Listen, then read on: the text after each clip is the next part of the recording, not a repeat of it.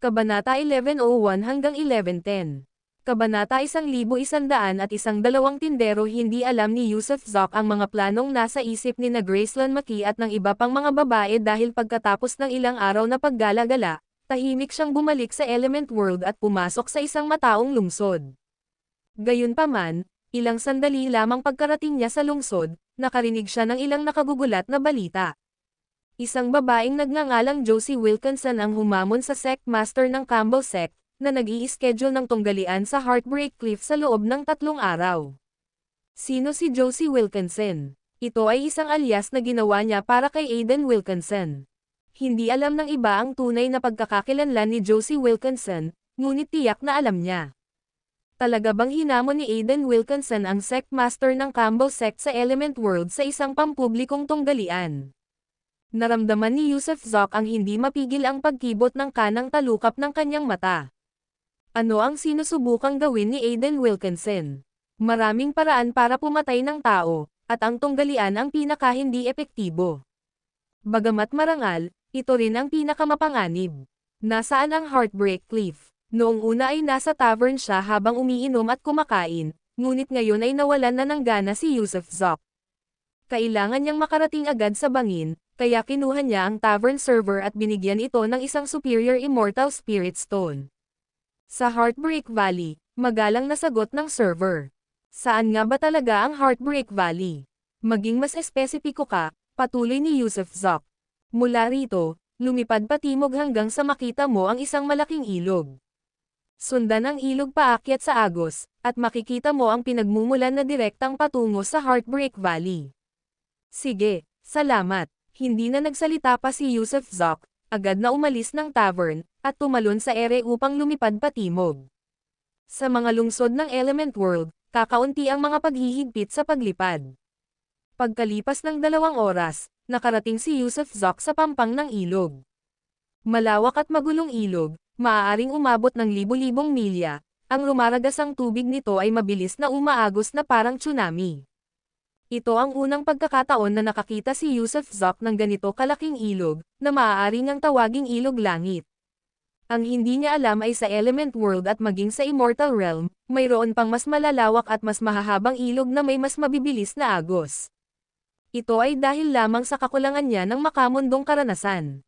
Sinundan niya ang pinagmumulan ng ilog ng napakabilis. Bagamat hindi nalalagpasan ang hadlang ng tunog, ang kanyang pagtakbo ay kasing bilis ng kidlat.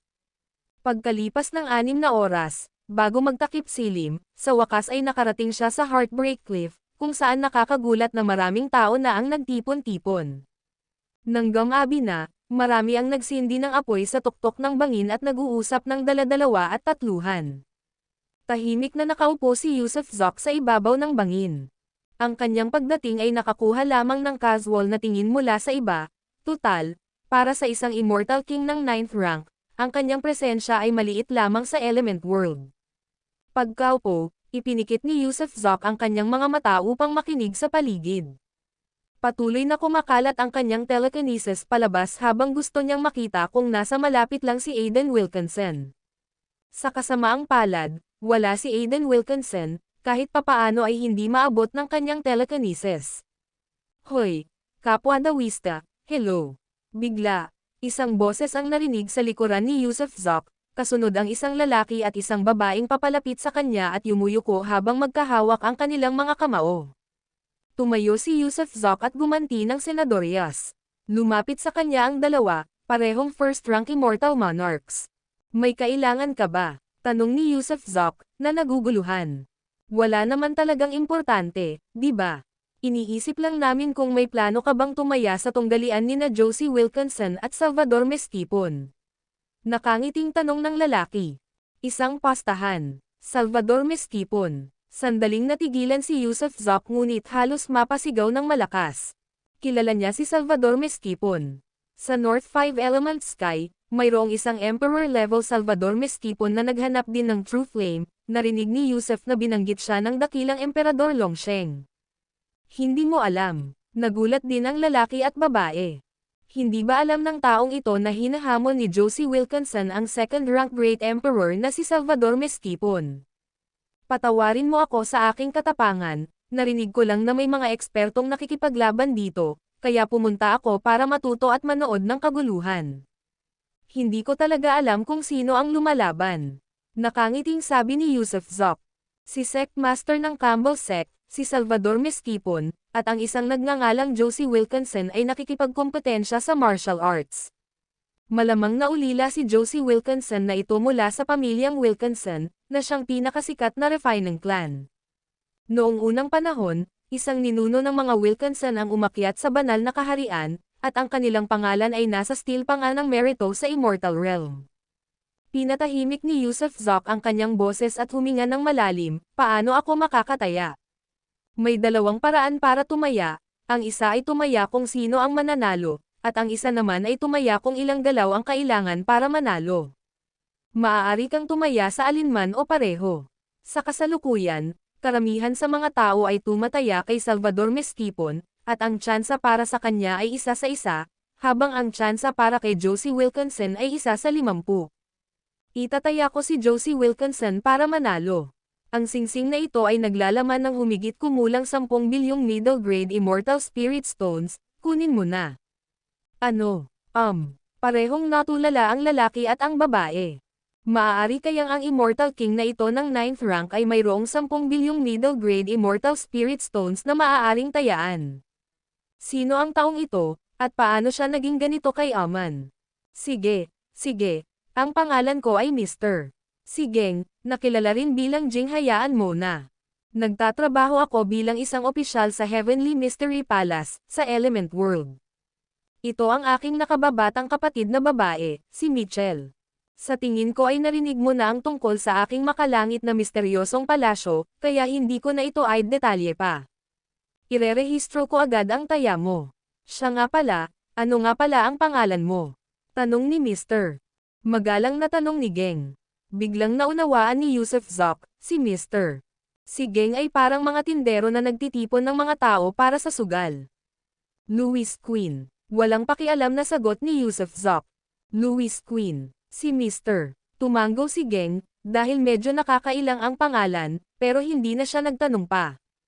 Sa halip, kumuha siya ng ilang jade dishware para magparehistro at, matapos maging abala ng kalahating araw kasama ang kanyang nakababatang kapatid na babae, iniabot niya ang isa pang piraso ng jade dishware kay Yusuf Zoc, ito ay para sa verifikasyon ng iyong pagkakakilanlan. Gamit ang jade dishware na ito, maaari kang pumunta sa Heavenly Mystery Gate para kunin ang iyong taya, maliban na lang kung, syempre, matalo ka. Salamat, sabi ni Yusuf Zoc nang nakangiti at tango. Siya nga pala, kapwa Nawist, mayroon din tayong mga magic treasures, elixir, at mga bihirang kayamanan, may kailangan ka ba? Biglang tanong ni Michelle. Hindi ko sila kailangan, umiling si Yusuf Zoc. Ngumiti si Michelle at sinabing, mayroon din kaming Heavenly Saint Pills at Monarch Heart Pills. Nakikita kong isa ka ng Immortal King ng 9th rank, isang hakbang na lang bago maging isang Immortal Monarch. Bakit hindi subukan ang Monarch Heart Pill? Ngayon ay naunawaan na ni Yusuf Zoc, ang dalawang ito ay mga nagtitinda ng lahat ng uri, ngunit isang Monarch Heart Pill, isang elixir na maaaring mag-promote ng isang tao bilang Immortal Monarch. Nasaan ang Monarch Heart Pill? Tingnan ko, nag-isip si Yusuf Zoc at sinabi. Narito ang isang katalogo ng mga magic treasures at elixir na kinabibilangan ng 10,000 iba't ibang kayamanan. Tingnan mo muna ito, at kung wala sa listahan ang kailangan mo, sabihin mo lang sa amin, at kukunin na namin. Iniabot ni Michelle ang isa pang piraso ng jade dishware. Dahil sa mausisa, sinuri ito ni Yusuf Zoc gamit ang kanyang banal na pananaw at agad na namangha sa iba't ibang pambihirang kayamanan sa loob. Nakita rin niya ang pagpapakilala ng Monarch Heart Pills, na may 4 na grado, kabilang ang isang Supreme Monarch Heart Elixir, na pagkatapos inumin, ay nag-aalok ng 60% pagkakataon na maging isang walang kapantay na Immortal Monarch. Gayunpaman, ang nakalista lamang sa katalogo ay Superior Monarch Heart Pills, na nagkakahalaga ng 10 bilyong middle grade immortal spirit stones. Oo, 10 bilyon, napakamahal. Ilang Monarch Heart Pills ang meron ka? Meron ka bang mga Supreme? Maya-maya, ibinalik ni Yusuf Zoc ang jade dishware kay Michelle. Wala na tayong mga Supreme, dahil wala ng grade 12 Pill Masters, kaya wala na rin ang Supreme Monarch Heart Pills, pero mayroon tayong mga superior hanggat kailangan mo. Namangha si Yusuf Zok, pero pagkatapos ay sinabi niya, nabanggit mo kanina na anuman ang hilingin ko, makukuha mo. Kaya, mayroon ka bang utos ng emperador? Utos ng emperador. Tumigil sandali si Michelle, saka tumawa at sumagot, yung ganoong bagay, pwede kang makakuha ng 100 milyong middle-grade Immortal Spirit Stones bawat isa, kahit gaano karami ang gusto mo. Kung gayon, gusto ko ng 50 Emperor's Orders, isang Superior Monarch Heart Pill, isang Superior Heavenly Saint Pill, kasama ang 100 set ng iba't ibang materyales na kailangan para sa Monarch Heart Pills at Heavenly Saint Pills at isang pill room. Maaari mo bang kalkulahin kung ilang Spirit Stones ang kakailanganin mo? Nakangiting sabi ni Yusuf Zok. Ang video na ito ay edited by Herban Storytelling. Kabanata 1102 Makalangit na Misteryong Palasyo sa katunayan. Ang makalangit na misteryong palasyo ay isang napakatanyag na misteryosong puwersa, at ang mga operasyon nito ay malawak, tulad ng pagsasagawa ng malalaking subasta, pagbebenta ng mga mahiwagang kayamanan, pagbebenta ng mga elixir, pagbebenta ng mga bihirang kayamanan, pagbebenta ng mga banal na kasanayan, pagbebenta ng mga tao, pagbebenta ng mga bahay, pagbebenta ng mga mundo ng kuweba, at iba pa, walang anumang bagay na hindi naibenta ng makalangit na misteryong palasyo. Siyempre, ang pagbebenta ng mga bagay-bagay ay isa lamang sa mga operasyon ng Heavenly Mystery Palace. Tinipon din ng Heavenly Mystery Palace ang mga ranggo para sa mga Immortal Emperor at Immortal Venerate sa Immortal Realm, kasama na rito ang mga ranggo para sa mga Great Emperor sa Demon World, Magic World, at Buddha World. Bukod dito, ang Heavenly Mystery Palace ay nagbibigay ng iba't ibang serbisyo sa pagpupuslit, kabilang ang Emperor's Order, at maaaring makatulong sa iyo na makarating sa Demon World, Magic World, o Buddha World kung nais mo. Tumatanggap din ang Heavenly Mystery Palace ng mga serbisyo sa pagpatay, paghahanap ng mga tao, paghahanap ng mga nawawalang tao, paghahanap ng mga posporo, at pagrente ng mga flying treasure ship, bukod sa iba pang mga bagay. Masasabing ginawa ng Heavenly Mystery Palace ang lahat, basta't magbabayad ka, matutulungan ka nitong makamit ang gusto mo. May mga bali-balitang ang amo ng Heavenly Mystery Palace ay isa lamang Immortal Venerate, ngunit ang Immortal Venerate na ito ay lubhang kailangan sa Immortal Realm. Kahit ang dakilang emperador ng Sky Origin, ay minsang nagsabi na ang Immortal Realm ay maaaring kulang sa 10 nangungunang emperador, ngunit hindi rin ito maaaring kulang kay Liao Shenji. Ang Liao Shenji na ito, na hindi malinaw ang buong pangalan, ay tinatawag siyang Liao Shenji dahil ang Immortal Realm ay hindi maaaring gumana nang wala siya. Maging ang maraming emperador ay umasa sa kanyang suportang pinansyal. Sa madaling salita, tuwing nauubusan ng pera ang isang emperador at nagbibigay ng libo-libo hanggang milyon-milyong utos ng emperador sa makalangit na misteryong palasyo, mabilis na mababago ng palasyo ang mga utos ng emperador na ito sa pera. Bukod pa rito, ang Heavenly Mystery Palace ay makakahanap ng mga bihirang kayamanan na kahit ang mga dakilang emperador ay hindi makakahanap.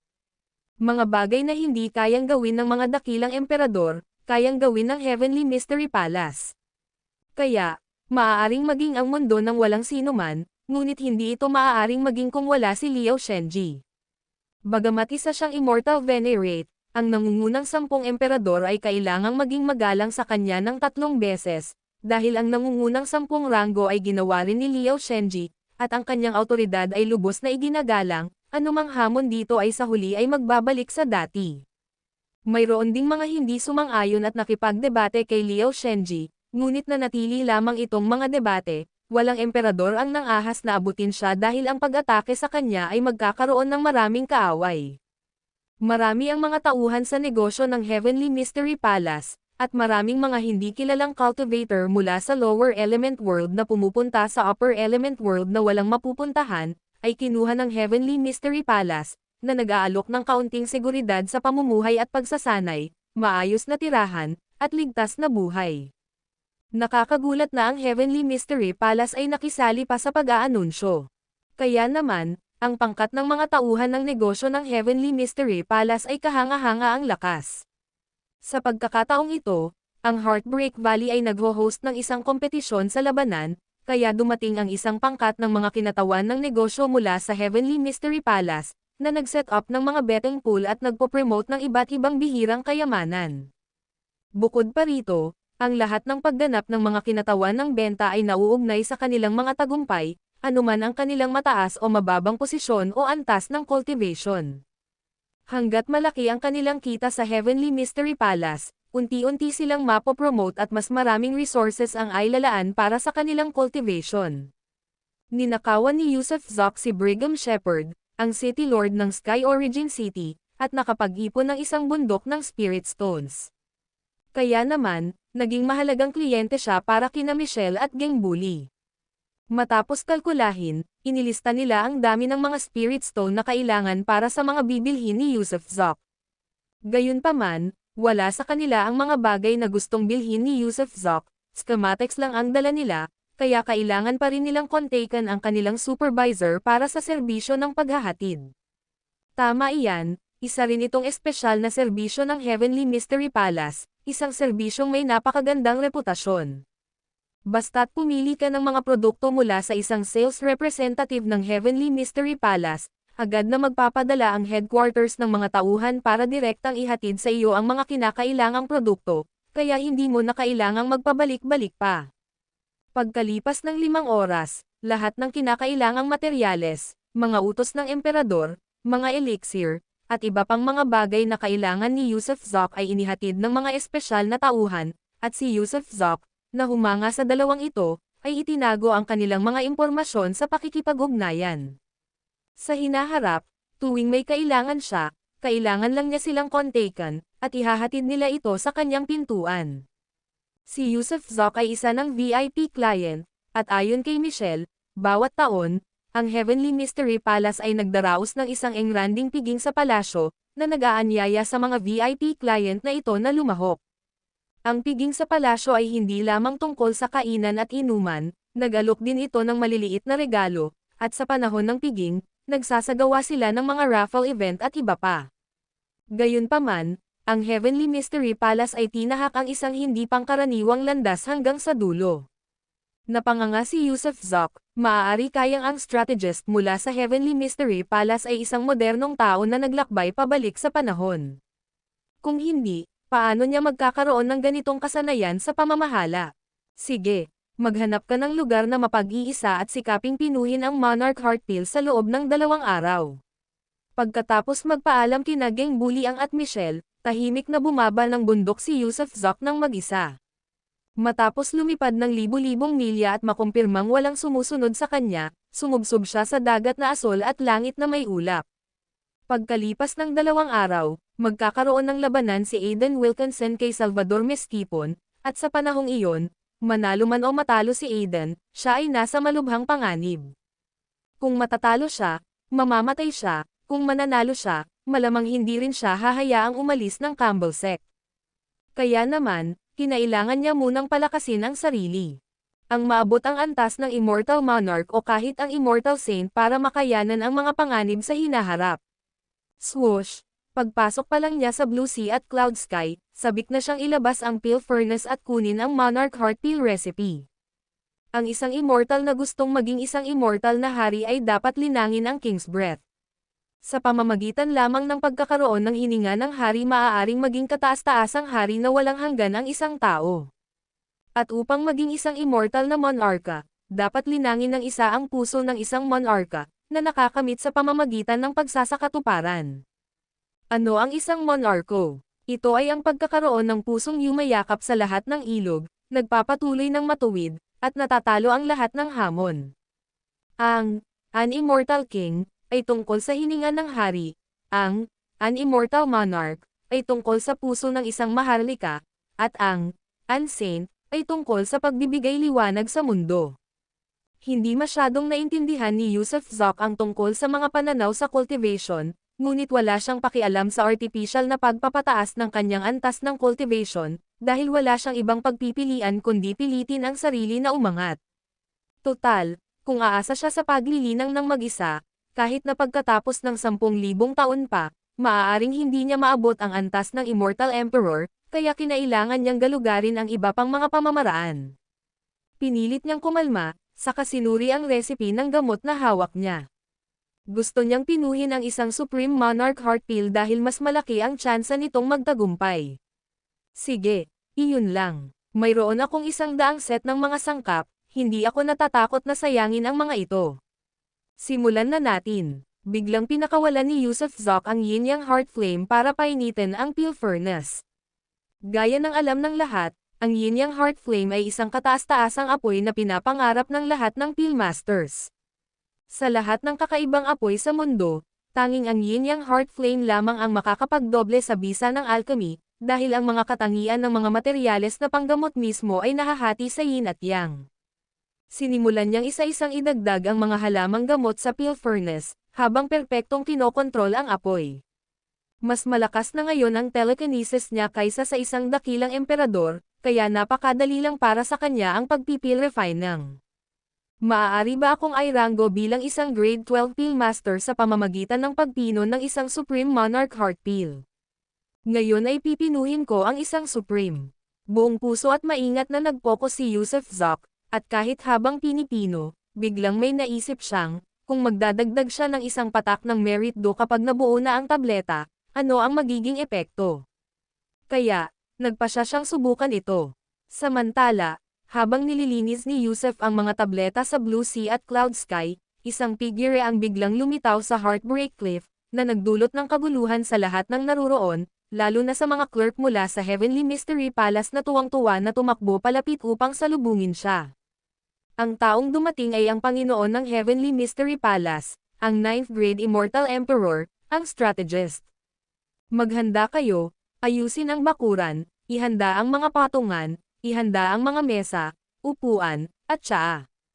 Sa lalong madaling panahon, ilang dakilang emperador mula sa Immortal Realm ang darating dito, at ang ating Heavenly Mystery Palace ang nagsagawa ng tungkuling mag-host ng martial contest na ito. Ang video na ito ay edited by Herban Storytelling.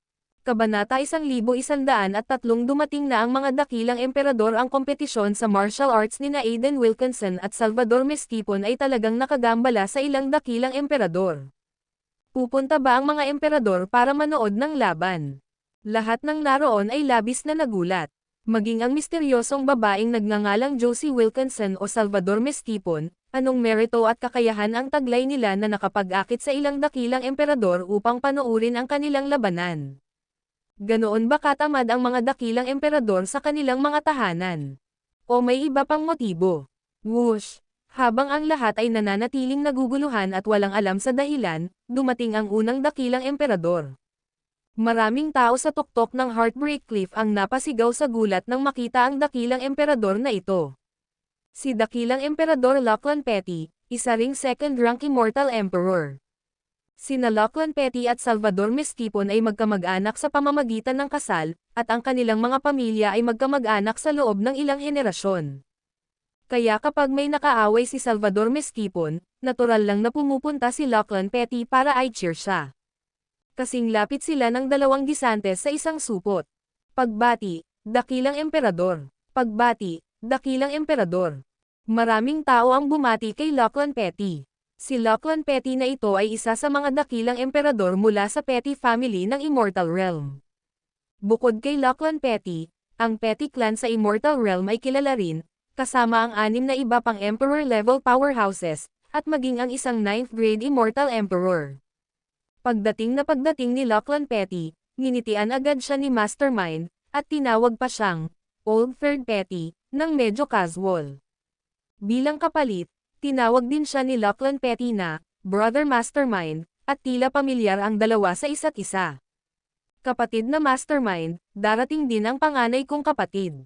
Pagkatapos ng ilang magalang na pag-uusap, biglang nagsalita si Lachlan Petty tungkol sa kanyang nakatatandang kapatid, ang pinakamalakas sa pamilyang Petty, ang pinuno ng angkan ng Petty clan sa Immortal Realm, ang 9th grade Great Emperor Zaire Petty. Ano, darating din ba si Kuya Zaire? Gulat na sigaw ni Mastermind. Kilalang-kilala na si Zaire Petty ay hindi lamang isang 9th grade Great Emperor kundi nasa ika-6 din na pwesto sa leaderboard ng Immortal Emperor. Tunay nga, si Zaire Petty ang pang-6 na ranggong dakilang emperador ng Immortal Realm, na may kakilakilabot na lakas na tumatagos sa kalangitan, isang lalaking karaniwang hindi nakikita ng publiko. Nang marinig ang bulalas ni Mastermind, ang mga nasa malayo ay natuwa rin at nagsimulang magpadala ng mga mensahe gamit ang kanilang mga message jade disc. Sino ang mag-aakala na ang isang maliit na kompetisyon ay hindi lang isa kundi dalawang dakilang emperador mula sa pamilyang Petty ang makakalaban ng ganito kaliit na kompetisyon? Pareho bang dakilang emperador mula sa pamilyang Petty ang pumunta para magsaya kay Salvador Mestipon? Parang malabong mangyari iyon. Maaaring mag-cheer si Lachlan Petty para kay Salvador Mestipon, ngunit sino ba si Zaire Petty? Bakit pa siya mag-aabala na mag-cheer para kay Salvador Mestipon? May nakatagong plano siguro, may kwento sa likod nito. Naghula ang lahat, at lahat ay nasa sabik. Whoosh! Ilang sandali pa, dumating ang pangalawang dakilang emperador, hindi si Zaire Petty, kundi ang walang hanggang dakilang emperador, ang pinakamatagal na nabubuhay na dakilang emperador ng Immortal Realm. Ito ang walang hanggang dakilang emperador. Nakilala siya ng karamihan, at ngumiti ang walang hanggang dakilang emperador at binati sina Mastermind at Lachlan Petty. Di nagtagal pagkatapos dumating ang Everlasting Great Emperor, lumitaw din ang 100 Flowers Emperor. Ang tatlong ito ay sila rin ang mga pumunta sa North Five Elements Sky para hanapin ang True Flame. Hindi nagtagal matapos dumating ang Emperador ng 100 Flowers, sunod-sunod na dumaan sa kalangitan ang dakilang emperador, ang dakilang emperador ng hindi pagkilos, ang dakilang emperador ng kaalaman sa taglagas, ang dakilang emperador ng hangin, ang dakilang emperador ng paglipad ng ulap, at iba pa. Natural lang, ang mga dakilang emperador na ito ay hindi masyadong sikat, lahat sila ay mga immortal emperor na nasa pangalawa o pangatlong ranggo. At habang parami ng parami ang mga dakilang emperador na dumarating, isang tsismis ang nagsimulang kumalat. Ang pagdating ng mga dakilang emperador ay hindi lamang dahil wala silang ibang magawa o dahil pupunta sila para panoorin ang palabas. Siyempre, ang palabas na ito ay hindi tungkol sa isang laban kundi sa isang dakilang emperador sa Immortal Realm na nagpahayag na kung kahit isang hibla ng buhok ni Josie Wilkinson ay masasaktan, lilipulin ng dakilang emperador ang buong angkan ng Mestipon. Oo, tungkol ito sa clan, hindi iisang pamilya o tao, kundi sa buong clan Mestipon. Ano ang kahulugan ng isang clan? Ito ay kumakatawan sa libo-libo, 10,000 bata at matanda mula sa angkan ng Mestipon sa Immortal Realm. Tulad ng Petty Clan, kabilang sa Mestipon Clan si Salvador Mestipon, na isa lamang sect master ng Combo Sect sa Element World, hindi siya ang patriarch ng Mestipon Clan, ni hindi siya miyembro ng clan. Isa lamang siya sa mahigit 100 dakilang emperador sa angkan ng Mestipon. At sa angkan ng Mestipon ay isang dakilang emperador na nasa ika-5 pwesto ang dakilang emperador na nagngangalang Kaysen Mestipon, isang kataas-taasang figure na matatag na nasa ika-5 pwesto sa loob ng maraming henerasyon. Sa buong Immortal Realm, 4 lang ang mas malakas kaysa sa kanya. Siyempre, mas kahanga-hanga pa ang taong nagpakalat ng balita, walang iba kundi ang Joseph Schwartz, na nasa ika-4 na pwesto, na tinawag din ng ilan na no hole too small. Si Joseph Schwartz, bagamat nasa ika-4 na pwesto, ay hindi gaanong popular, isang uri ng mapag-isa, madalas na nakakasakit ng damdamin ng mga tao at nakagawa ng maraming pagkakamali, tulad ng pagnanakaw ng asawa ng isang nakababatang emperador at pagdungis sa anak na babae ng isang tao. Kaya naman, marami siyang naging kaaway.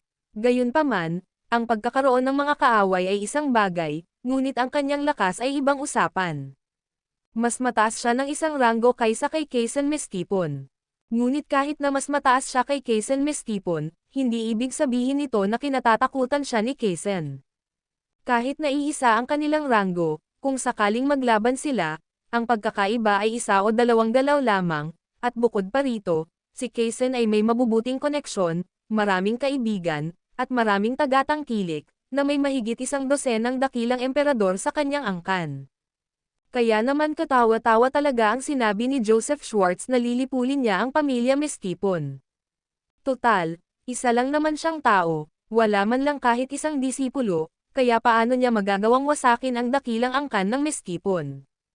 Kaya naman, lahat ay pumunta upang manood ng palabas, gustong makita kung papatayin talaga ni Joseph Schwartz ang buong pamilyang Mestipon, at kung paano haharapin ng mga Mestipon si Joseph Schwartz. Siyempre, may dahilan kung bakit tutulungan ni Joseph Schwartz si Josie Wilkinson. Ayon sa alamat, hindi pa katagal bago iyon, ilang araw lamang ang nakalilipas, habang naglalakbay sa ibang bansa si Joseph Schwartz, nakilala niya ang isang kahanga-hangang babae na lubos niyang hinangaan. Umibig siya rito ng labis at walang pag-asa kaya't handa pa siyang sundan ito. Kaya naman, nang marinig na hinamon ng babaeng ito si Salvador Meskipon, hindi siya nag-atubili na gawin ang kanyang matapang na deklarasyon. Ito ang bersyon ng kwento na naging sanhi ng pagkagambala ng hindi mabilang na mga alon sa tahimik na Immortal Realm. Whoosh!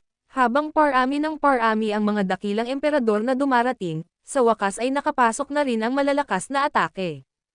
Dumating si Kaysen Meskipon kasama ang lahat ng dakilang emperador ng angkan ng Meskipon. Si Kaysen ay tila nasa edad 20 lamang, puno ng sigla, at ang mahabang buhok ay nililipad-lipad ng hangin. Pagdating niya, tumayo siya sa langit, ikinuyom ang kanyang mga kamao, at ngumiti, "Nandito ba kayong lahat para pagtawanan ang pamilya Meskipon?" Ha. Tumawa ang nagkakatipong mga dakilang emperador at lahat ay nagtalon upang salubungin si Kaysen. Mayroong hindi bababa sa 100 dakilang emperador na naroroon, mula baitang 1 hanggang baitang 9. Hehe, kailangan nating pumunta para mapanood ang biro ni Brother Yang. Isang mahabang tawa ang umalangaw mula sa abot tanaw, na sinundan ng isang guhit ng liwanag na agad na lumitaw. Ang dakilang emperador Zaire Petty, si Zaire Petty, ay nasa ika-6 na pwesto. Wow, dumating na ang pang-5 at pang-6 na ranggong dakilang emperador. Habang nagpapalitan ng pagbati sina Zaire Petty at Kaysen Meskipon, isang babae ang tahimik na lumitaw sa itaas ng Heartbreak Cliff. Agad na pinatahimik ng kanyang presensya ang karamihan, at marami pang tao ang napalunok ng husto. Pumangalawa sa listahan ng mga dakilang emperador, ang dakilang emperador ni Leilani Mai, ang tanging babae sa nangungunang 5 emperador. Si Leilani Mai ay pambihira, nababalitang nagtataglay ng mahiwagang mga kamay, na kinatatakutan maging ang mga super emperador mula sa kaharian ng mga demonyo, Buddha, at iba pa sa pamamagitan ng pagbanggit sa kanyang pangalan.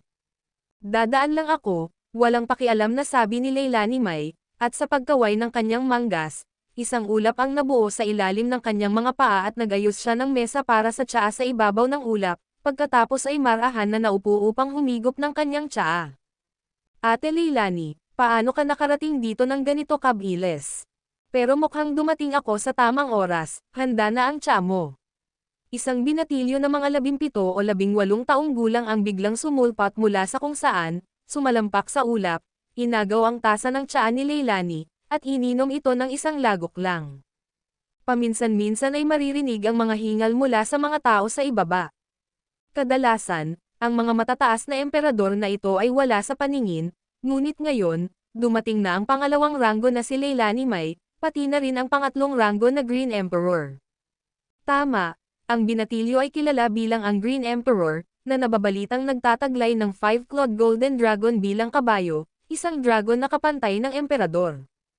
Isang gininto ang dragon na may 5 kuko bilang isang kabayo, gaano kahanga-hanga ang Green Emperor na ito? Bakit? Sino ba siya sabi mo? Wala akong pakialam kung sino siya, hindi siya karapat-dapat na mahalin ka ng higit pa sa akin. Biglang may umalangaw na dagandong mula sa malayong kalangitan, na parang may nagtatalo. Maya-maya, lumitaw ang isang babaeng nakasuot ng puting damit, ang kanyang simpleng kagandahan at natatanging anyo ay kahanga-hanga. Kasunod niya ang isang lalaking nasa katanghaliang gulang na may makikipot at tatsulok na mga mata, na mayroon pang itim na nunal sa noo. Sina Josie Wilkinson at Joseph Schwartz sila, maaga silang dumating. Wow, nagkagulo ang karamihan. Ang video na ito ay edited by Urban Storytelling. Kabanata 1104 na Immortal Venerate vs Immortal Emperor. Ang mga tao sa Heartbreak Valley sa Element World ay lalong dumami. Talagang isang bihirang tanawin na makita ang lahat ng nangungunang dakilang emperador na nagtipon-tipon, kaya ang mga manunood ay nagsisiksikan sa paligid ng Heartbreak Cliff, sunod-sunod. Siyempre, walang sino man sa matataas na kalangitan, dahil walang nang ahas na ilagay ang kanilang sarili sa kapantay ni Leilani Mai, ang dakilang emperador, at ng Asher Emperor. Dumating din sina Josie Wilkinson at Joseph Schwartz, at pagdating nila, Agad silang naging sentro ng pagtitipon. Marami ang humanga kay Josie Wilkinson dahil sa kanyang makalangit na kagandahan, ang kanyang aura, ang kanyang elegante at kahangahangang kilos ay tiyak na naglagay sa kanya sa hanay ng mga pinakamagandang dalaga ng Immortal Realm. Hindi nakakapagtaka kung gayon na nahulog ang loob ni Joseph Schwartz sa kanya sa unang tingin. Ang isang sulyap lamang sa babaeng ito ay maaaring magdulot ng saya sa puso ng sinuman, ng pagnanais na angkinan siya bilang sariling pag-aari. Bukod dito, itong si Josie Wilkinson ay nasa antas ng paglinang lamang ng isang Immortal Venerable First Grade. Oo, isa lamang siyang Immortal Venerable First Grade, ibang-iba sa isang emperador, ngunit nang ahas siyang hamanin ang Second Grade Great Emperor, si Salvador Mestipon. Pero ano ang sinabi ni Joseph Schwartz? Wala na bang ibang magmamahal sa kanya ng higit pa sa kanya? May dating kasintahan ba si Josie Wilkinson? Iyon ba ang dahilan kung bakit galit na galit si Joseph Schwartz? Senior Schwartz, sana'y kumilos ka ng may dignidad. May asawa ako. Kung ipagpapatuloy mo pa ang mga salitang ito, isa lamang itong insulto para sa akin. Nanlamig ng husto ang mukha ni Aiden Wilkinson, sa katunayan, itong si Joseph Schwartz ay parang isang malagkit na aso na walang humpay na sumusunod sa kanya, imposibleng iwaksi. Asawa, malinaw na dalaga ka. Sinong asawa ang tinutukoy mo? Bukod dito, kahit na mayroon ka ng asawa, pangalanan mo pa rin siya. Hahanapin siya ng emperador na ito ngayon din at papasulatan ka ng sulat ng diborsyo. Walang ipinakitang pagmamalasakit si Joseph Schwartz sa sarili niyang dignidad, at sumisigaw ng malakas kahit hindi alintana ang mga naroon. Namula ang mukha ni Aiden Wilkinson sa pagkapahiya at pagmamadali, dahil hindi niya inaasahan na magkakaroon ng emperador sa Immortal Realm na ganito kawalang hiya.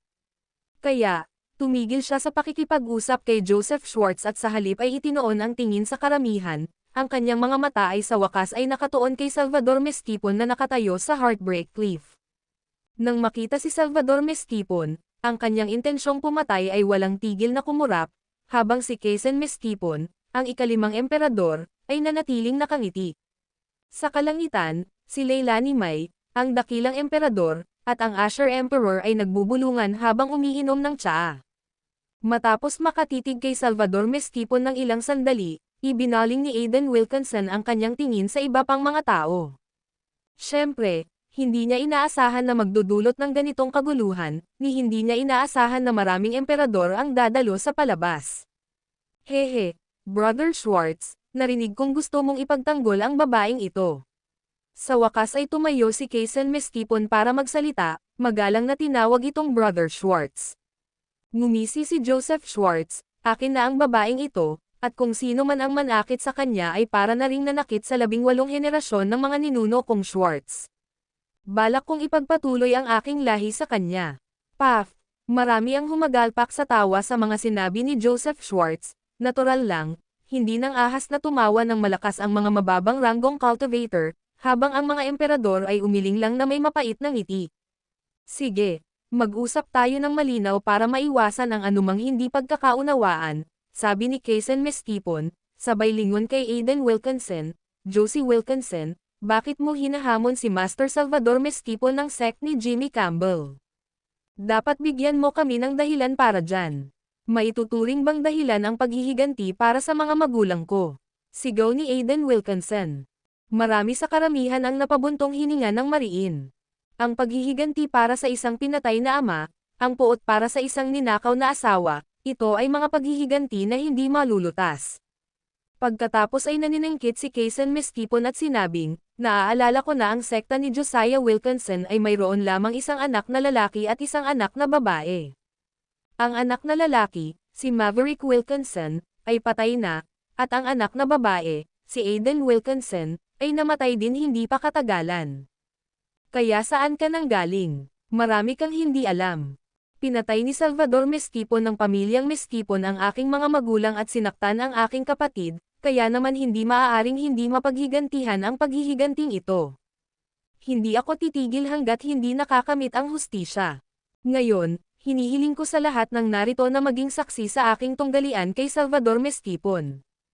Usapin ito sa pagitan natin at walang kinalaman ang iba, kasama na si Senior Schwartz. Ikaw, Isang simpleng immortal venerable first grade, bakit mo iniisip na may karapatan ka o may kakayahang labanan ako? Sa wakas ay tumayo si Salvador Mestipon, habang sumisinghot sa galit. Sino ang nagsabing hindi kayang patayin ng isang immortal venerate ang isang immortal emperor? Malakas na sigaw ni Aiden Wilkinson. Sa puntong ito, tumanggo si Kaysen Mestipon bilang pagsang-ayon, tama nga ang punto mo. Gayunpaman, nagtataka ako, bakit ka nagpasimula ng ganito kalaking kaguluhan? Kung wala ang ganitong kaguluhan, kung walang formal na hamon, si Salvador Mestipon ng pamilya mo ay magkukubli lamang sana sa sekta at hindi maglalakas loob na lumabas. Sagot ni Aiden Wilkinson nang may pangungutya, kaya, ikinalat ko ang balita at naglabas ng formal na hamon. Kung mahalaga pa rin kay Salvador Mestipon ang kanyang reputasyon, dapat siyang lumapit at lumaban sa akin. Napakamatapang mo. Matapang hanggang sa punto ng kawalang ingat. Anong mga kakayahan ang taglay ni Josie Wilkinson? Wala akong ideya, ngayon ko lang narinig ang tungkol sa babaeng ito. Haha, isang immortal venerable first grade, malamang hindi niya kayang hawakan kahit isang galaw mula sa dakilang emperador, di ba? Maraming tao ang nag-uusap sa mahinang tono, at syempre, hindi sila positibo tungkol kay Josie Wilkinson. Total, isang immortal venerable ang pumapatay ng isang immortal emperor. Hindi ba't iyon ang pinakamalaking biro sa ilalim ng langit? Gayunpaman, ang hindi nila alam ay nakamit na ng immortal venerable ni Aiden Wilkinson ang katayuang iyon sa loob ng wala pang kalahating buwan. Masasabing, simula nang maghiwalay sila ni Yusuf Zoc at lumabas mula sa Blue Sea at Cloud Sky, ang kanyang cultivation level ay hindi tumigil sa pag-angat, patuloy na umaakyat sa mas matataas na ranggo. Kaysen, ano ang masasabi mo? Pagkatapos ay tumingin si Kaysen Mestipon kay Joseph Schwartz, dahil matapang na sinabi ni Schwartz noon.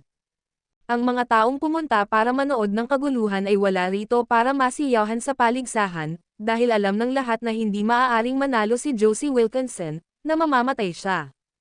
Kaya nang mamatay si Josie Wilkinson, isasagawa kaya ni Joseph Schwartz ang kanyang banta laban sa pamilyang Mestipon.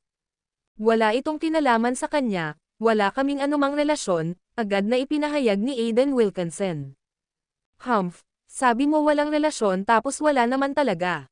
Matigas din ang ulo ni Joseph Schwartz. Binigyan niya si Aiden Wilkinson ng malamig na tingin, pagkatapos ay sumulyap kay Kaysen Mestipon at sa mga nasa langit, tulad ni Leilani ang dakilang emperador at ng Asher Emperor, bago ikinuyom ang kanyang mga kamao at yumuko ng may paggalang, mga binibini at ginoo. Ang babaeng ito ay kailangang-kailangan para sa emperador na ito. Kung may humadlang sa akin, ituturing itong isang alitan na magdudulot ng buhay at kamatayan, dahil ang katawan at lahi ng babaeng ito ay espesyal. Siya ang pangunahing kandidato para sa pagsilang ng susunod na henerasyon. Sa makatuwid, pagkatapos ng paligsahan ngayon, ibabalik siya ng emperador na ito sa aking palasyo upang isagawa ang mga ritual ng pagsasama ng yin at yang. Kaya, siya ang magiging mapapangasawa ko. Kaysen, kayong lahat ang magdesisyon kung paano magpapatuloy. Walang sisi sa mga talom at sibat, walang batas sa mga banal na kasanayan, malamig na tugon ni Kaysen Mestipon.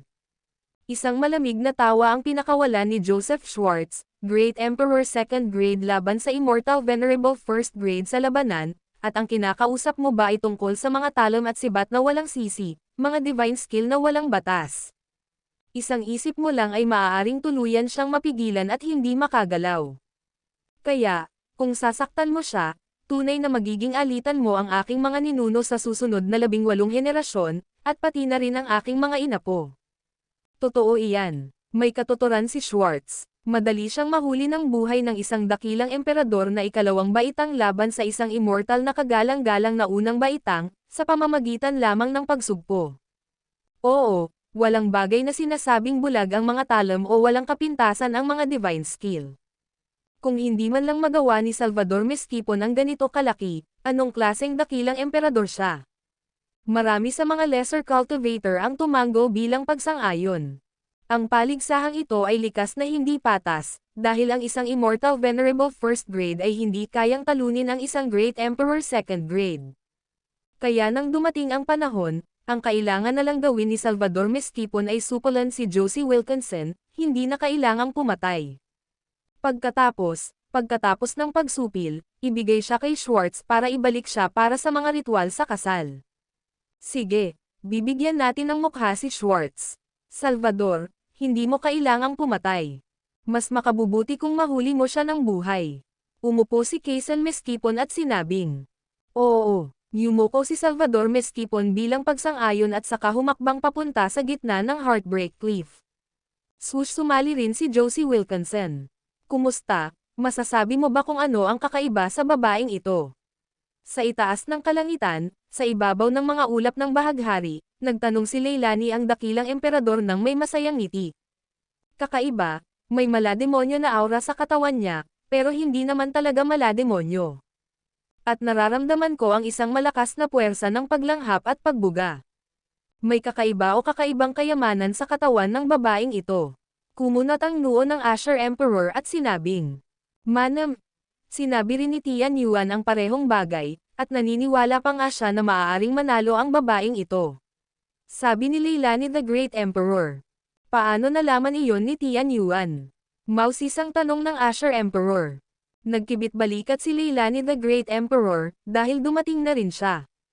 Ang video na ito ay edited by Urban Storytelling. Kabanata 1105 ang dakilang labanan. Dumating na rin ang dakilang emperador ng Tian Yuan, ngunit kung nasaan siya, o kung kailan siya eksaktong dumating, walang nakakaalam. Siyempre, ang emperador ng Leilani may ang exception.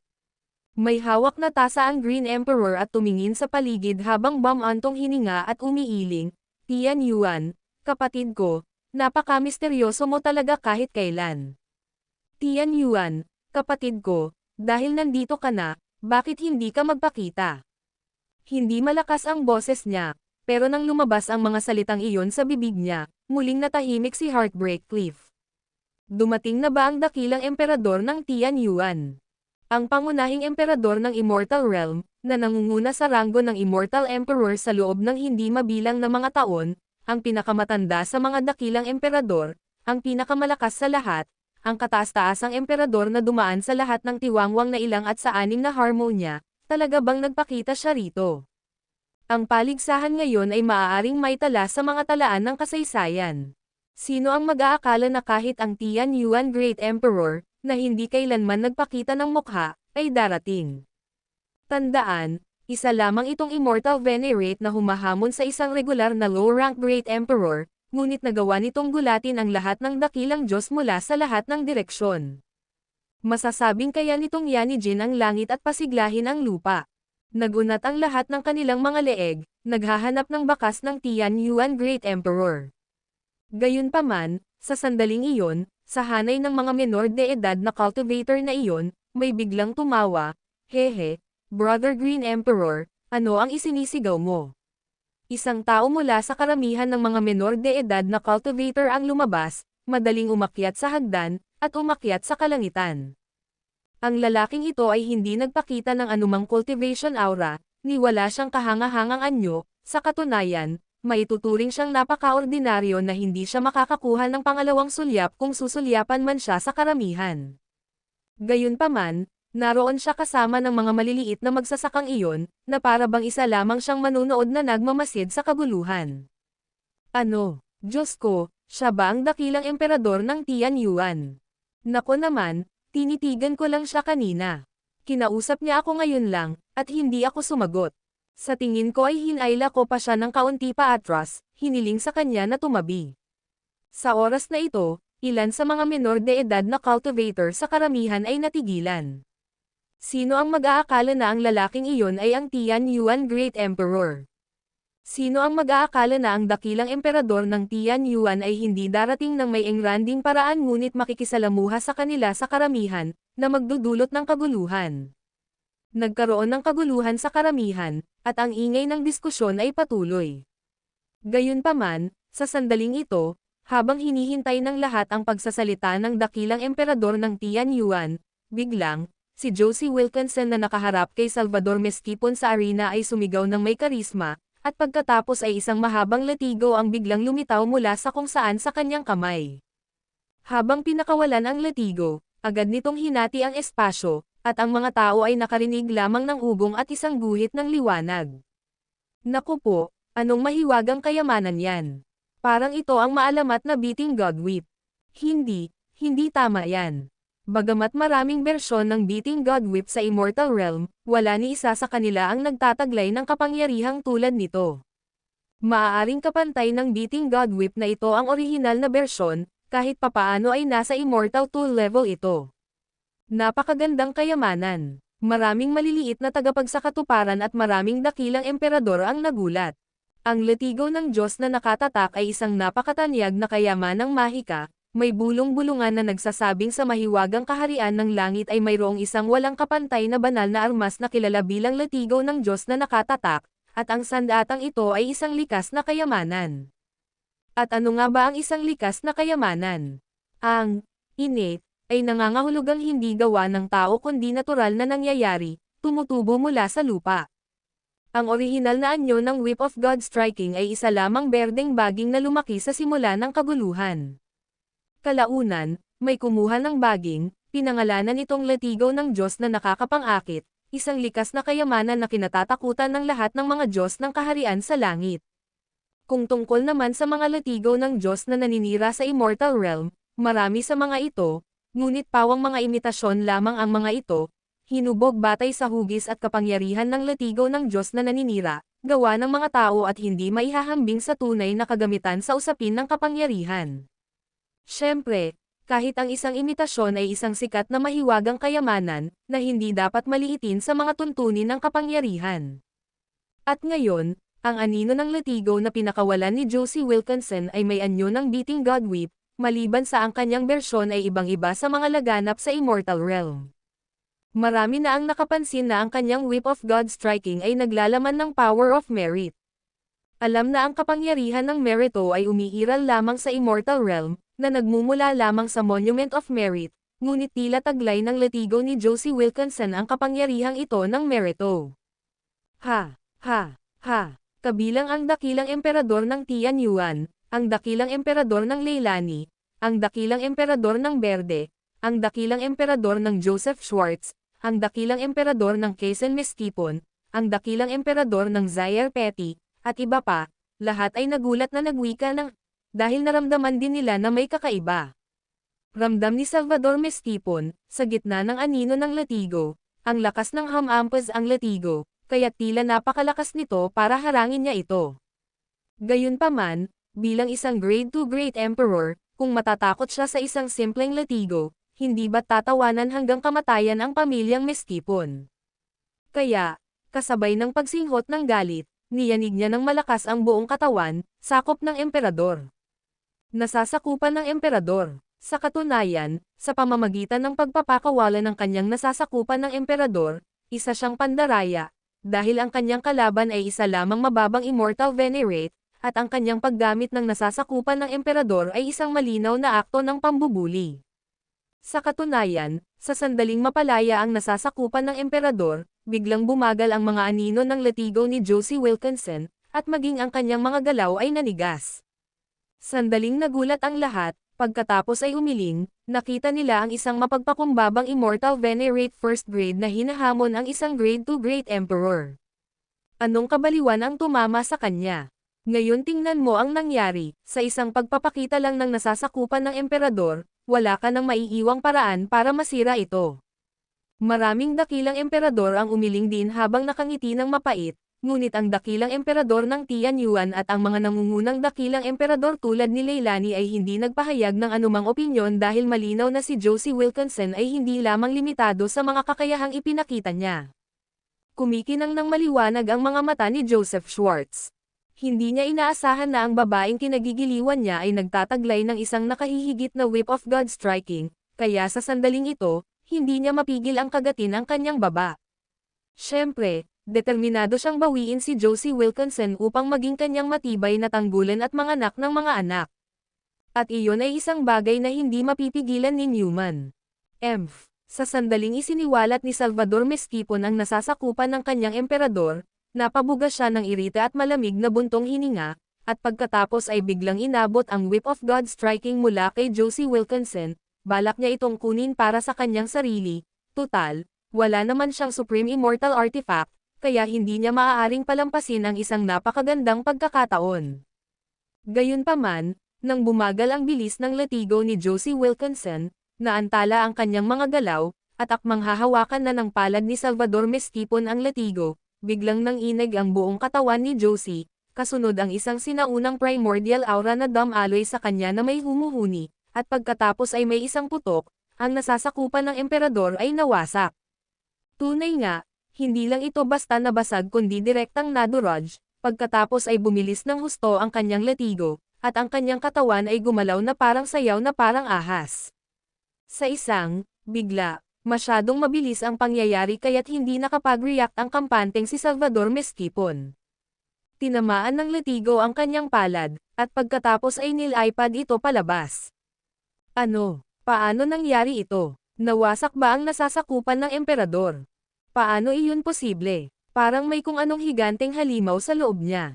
Nakakatakot ang hiningang iyon ngayon lang. Ikaw na sumpang batang yan, hinahanap mo ang kamatayan. Nadurog ang palad ni Salvador Mestipon, magulo sa dugo, kaya sa sakit, sumigaw siya ng malakas, at biglang kumuha ng isang bote ng gamot, at ibinuhos ito sa kanyang dagwang kamay.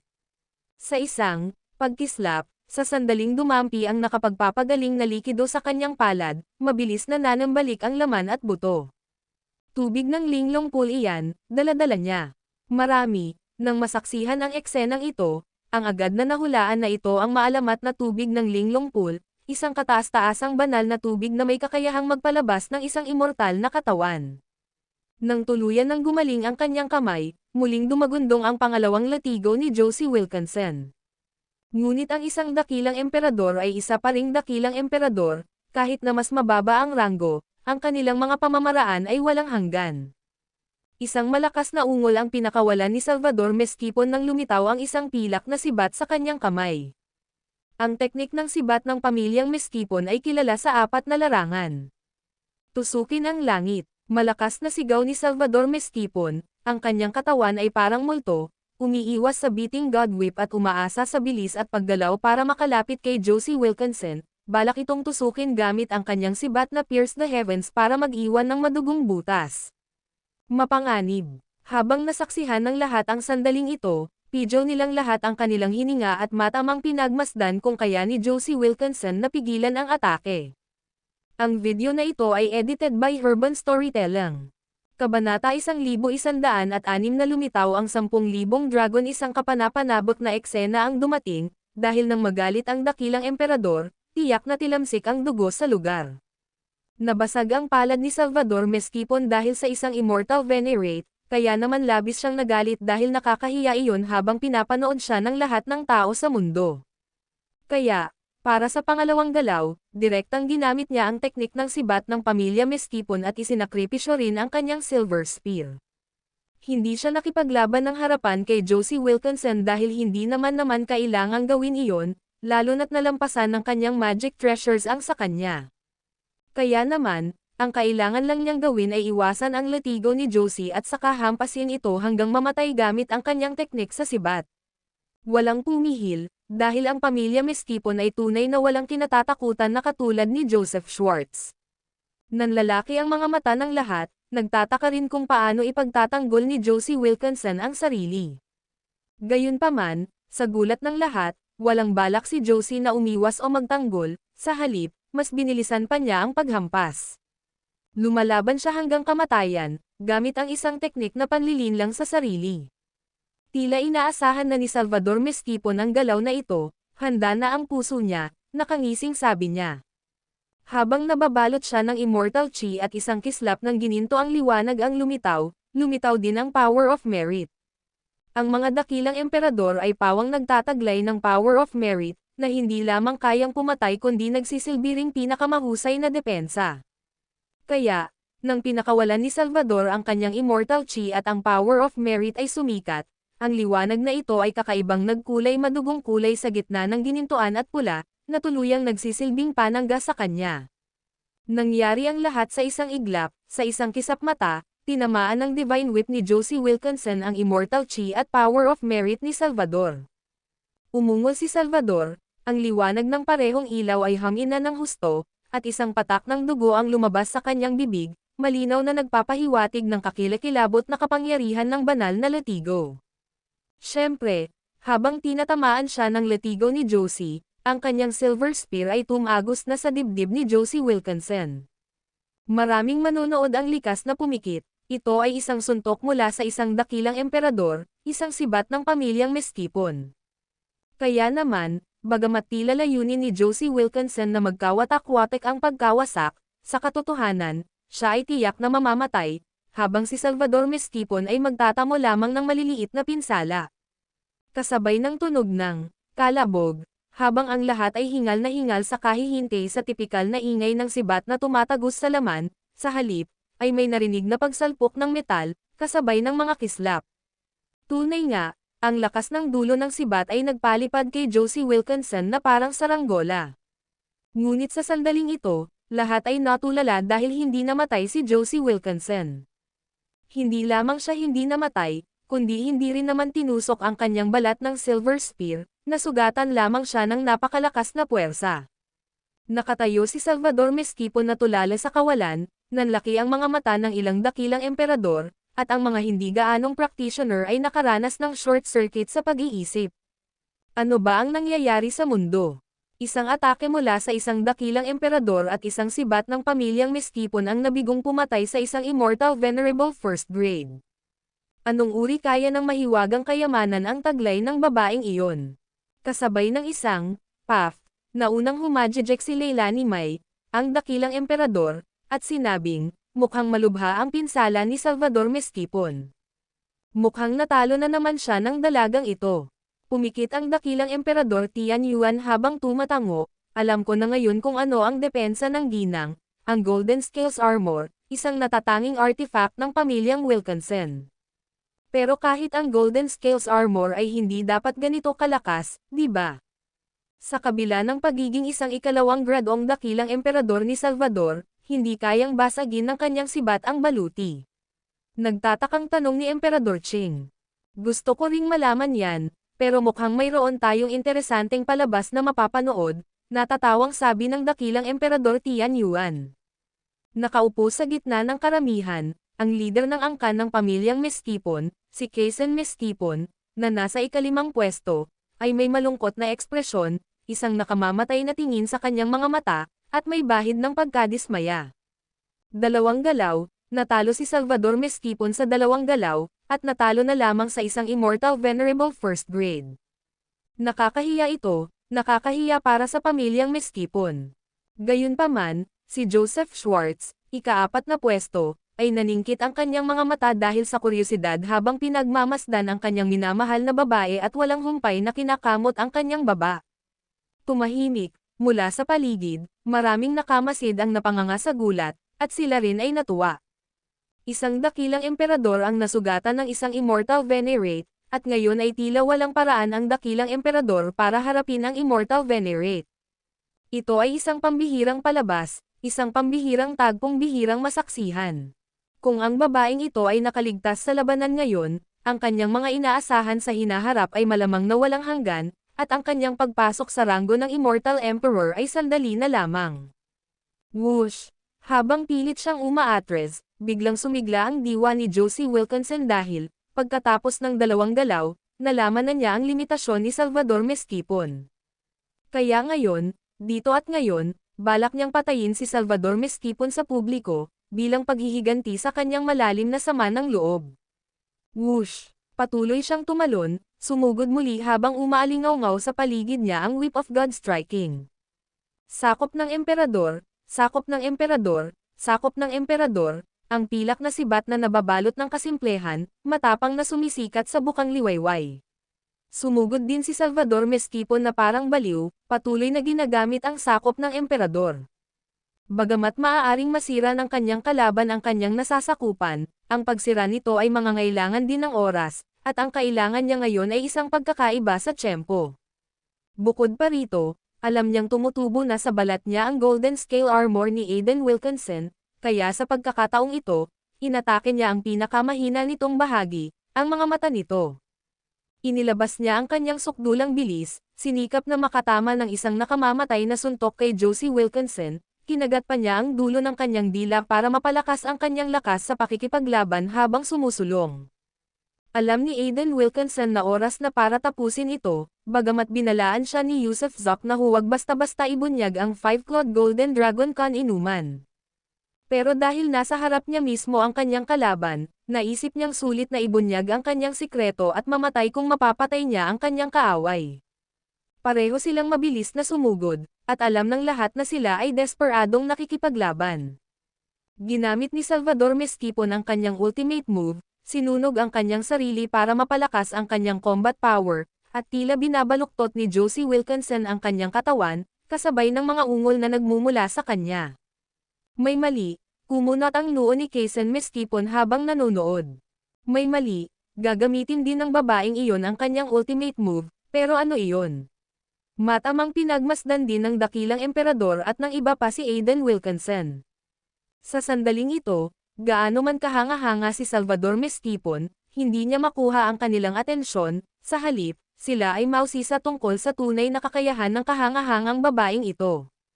Kasabay ng tunog ng whoosh, habang pinipigilan ng lahat ang kanilang hininga habang pinapanood ang kanilang ikatlong paghaharap, habang sumusugod din si Aiden Wilkinson, isang gininto ang liwanag ang biglang lumabas mula sa kanyang braso.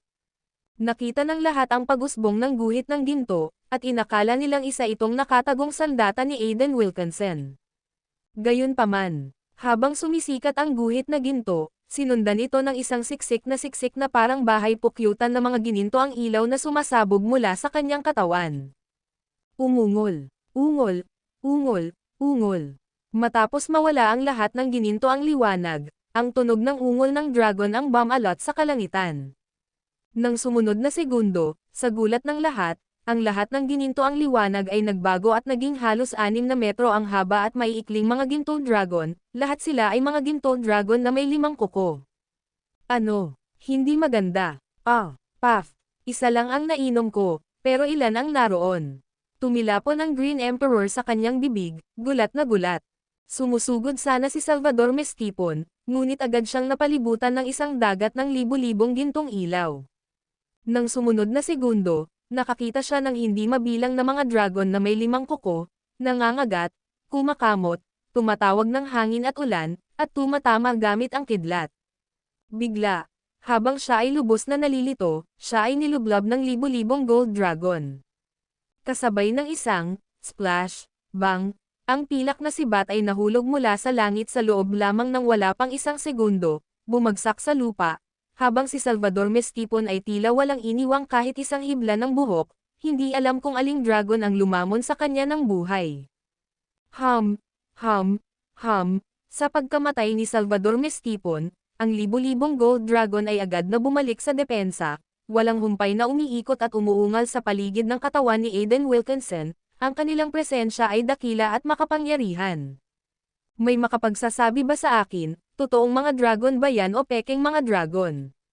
Patuloy na kinukuskus ng isang junior practitioner ang kanyang mga mata.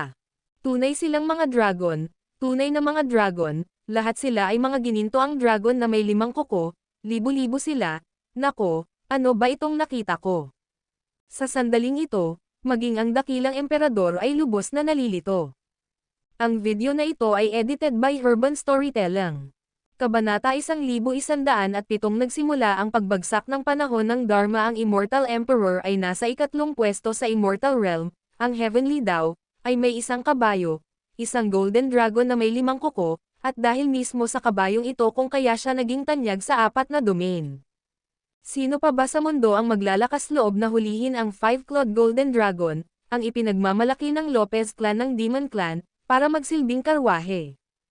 Ngunit si Heavenly Dao ay mayroong ganoong kabayo, at maging ang Lopez Clan ng Demon World ay labis siyang kinamuhian dahil dito, nangangati sa kaibuturan dahil isa itong kahihiyan, isang kahihiyan sa Lopez Clan.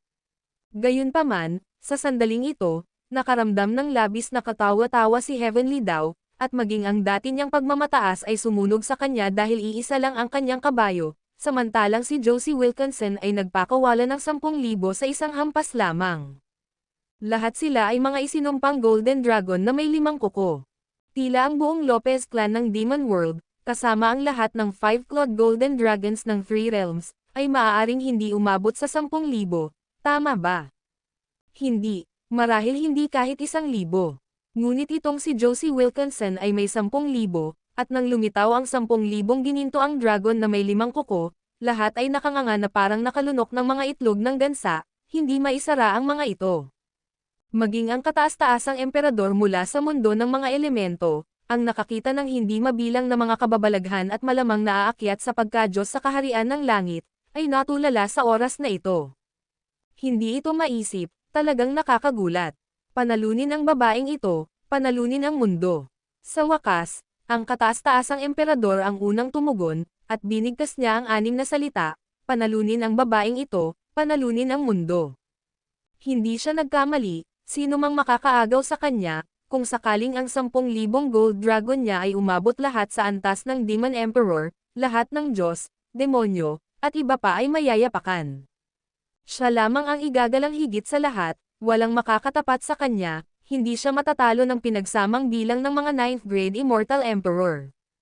Josie, oras na para bumalik ka sa aming silid kasalan, biglang, pagkatapos magsalita ng kataas-taasang emperador, habang pinag-iisipan ng angkan ng Mestipon at ni Kaysen Mestipon kung gagawa ng aksyon, si Joseph Schwartz, ang nasa ika-9 na ranggong anak, ay walang takot na kumilos. Nasabi na niya na gusto niyang bumalik si Josie Wilkinson at mga anak, para ipagpatuloy ang kanyang lahi, at ang dating kawalan ng puwersa ay marahil dahil tunay niyang hinanggad ang isang pag-iibigan, na naniniwalang ang kasal na may pag-ibig ang pinakamasaya at pinakamatamis. Pero ngayon, hindi na niya kailangan ng iba, ano nga ba ang pag-ibig? Iginalang niya ito noon dahil, total, kailangan namang hikayatin ang isang babae. Ngunit ngayon, ayaw niyang ipakita ang paggalang sa kanya, gusto niya siyang hulihin, pilitin siyang hulihin, hinahangaan ang sarili niyang natatanging pananaw sa pakikipagtagpo sa isang napakagandang hiyas. Kaya naman, siya ang unang kumilos, walang ipinakitang awa o habag habang marahas niyang tinangkaing dakpin si Josie Wilkinson. Angle, ibinahagi ni Aiden Wilkinson ang isang koneksyon sa kaluluwa sa 10,000 dragon. Nang makita niya ang kataas-taasang emperador na ito, na may matatamis na salita ngunit may nakatagong punyal, ay sumalakay sa kanya, ang 10,000 gold dragon ay sabay-sabay na umungal. Ang ilan ay naging sword chi, ang iba ay nagbuga ng apoy, at ang iba naman ay nagdulot ng kulog. Ang 10,000 gold dragon ay sumugod patungo sa nakaunat na napakalaking kamay ni Joseph Schwartz. Swoosh! Nang magbabanggaan na sana sina Josie Wilkinson at Joseph Schwartz, bigla ring kumilos si Heavenly Daw. Tunay nga, walang nakakaalam kung ano ang balak gawin ng Heavenly Daw, ngunit kumilos siya. Hey! Ang mga Golden Dragon na may 5 kuko ay hindi pa ganap ang paglaki, kaya kung mahuhuli sila ngayon at masasanay ng mabuti, sila ang magiging pinakamatapat na kabayo at utusan ng dragon. Paano ko naman palalampasan ang ganito kagandang pagkakataon? Tila may kakaibang pagmamahal si Heavenly Daw sa Lopez clan, at balak niyang manghuli ng mga dragon bilang mga alagang hayop. Nagulat ang buong karamihan nang marinig ang kanyang mga salita, tama si Heavenly Daw, mayroong 10,000 gold dragon dito, lahat ay mga wala pang gulang. Sa madaling salita, wala ni isa sa mga gold dragon na ito ang nakaabot sa antas ng isang Demon Emperor. Marahil ang kapangyarihan ng bawat dragon ay halos maihahambing sa isang Immortal King o Immortal Monarch, kaya ito ang perpektong pagkakataon upang makahuli ng mag-asawang palalakihin. 2 lang ang mahuli, at pagkatapos ng 10 o libo-libong taon, ang mga Golden Dragon na may 5 kuko ay tiyak na magiging mga emperador ng dragon. Sa panahong iyon, lahat sila ay magkakaroon na ng mga sakay ng Dragon Emperor. Umilag. Nagmadali ring kumilos si Zaire Petty. Patayin. Sumugod din si Kaysen Mestipon. 4 na dakilang emperador, ang mga ika-3, ika-4, ika-5, at ika-6, ang kumilos, inabot ang 10,000 gold dragon sa paligid ni Aiden Wilkinson. Sige lang, kung hindi mo ito susunggaban ngayon, sayang ang pagkakataon. Ang ibang mga emperador ay nagmamadali ring lumabas ng maramihan. Tunay nga, kung hindi mo susunggaban ang pagkakataon ngayon, isa itong napalampas na pagkakataon. Sino mang makaagaw kahit isa ay magkakamit ng pinakamataas na kayamanan at kapalaran. Hindi gumalaw ang emperador ng Tianyuan, at gayon din ang emperador ng Linglong. Marahil ay umasa sila sa kanilang katayuan, o marahil ay mayroon silang ibang mga plano, ngunit ang dalawang emperador na ito lamang ang hindi kumilos sa marami. Bakit hindi ka pumunta at bumili ng ilan? Naniniwala akong kung gagawa ka ng hakbang, malamang na direktang mapipigilan mo si Josie Wilkinson, tama ba? Kung gayon, lahat ng 10,000 gold dragon niya ay magiging iyo, at magagamit mo sila para duminahin ang 4 na kaharian gamit ang kanilang kapangyarihan. Pang-aasar ni Leilani May. Bakit hindi mo sila kunin? Tanong ng emperador ng Tianyuan, habang humihigop ng kanyang tsaa. Malansa ang amoy ng mga dragon, ayoko ng amoy na yan, nagkibit balikat si Leilani May. Haha, huwag kang magkunwari. Kilalang kilala na ang halimuyak ng laway ng Gold Dragon ang siyang pinakamasarap na pampalasa sa mundo. Paano nangyaring may amoy malansa ang laman ng isang Gold Dragon? Tumawa ng malakas ang emperador ng Tianyuan. Hindi sila isda, kaya saan nanggagaling ang amoy isda? Sa pinakamarami, may kaunting malademonyong aura, yun lang. Kamakailan lamang, pinagmamasdan ko ang kalangitan sa gabi at hinuha ang 8 trigrama, at natuklasan ko ang maraming nakakalitong bagay. Napagtanto ko rin na opisyal nang nagsimula ang panahon ng pagtatapos ng panahon. Seryosong sabi ni Leilani May, ang pagsisimula ng panahon ng pagtatapos ng panahon ay nagmumungkahi ng paglitaw ng maraming anak ng paglikha. Ikaw man o ako, lahat tayo ay mga figure mula sa nakaraang panahon. Sa panahong ito ng mga huling araw, ang buhay o kamatayan ay kadalasang nakasabit sa isang sinulid. Kaya, kung si Josie Wilkinson ay nagtataglay ng ganitong kayamanan, iyon ay gawain ng makalangit na daw, at hindi pa ako handang kalabanan ang makalangit na daw. Tunay ngang dumating na ang panahon ng pagtatapos ng panahon. Ilang taon pa lang ang nakalilipas, nabalitaan ko na ang Tianyuan Emperor ng Element World ay winasak ng isang menor de edad na cultivator na umakyat mula sa lower realm, sabi ng Tianyuan Emperor nang may panghihinayang ngiti. Nabalitaan ko rin ang tungkol dito. Pero hindi ba't nagpadala ka ng mga tao para patayin ang menor de edad na cultivator na iyon? Tumawa si Leilani May.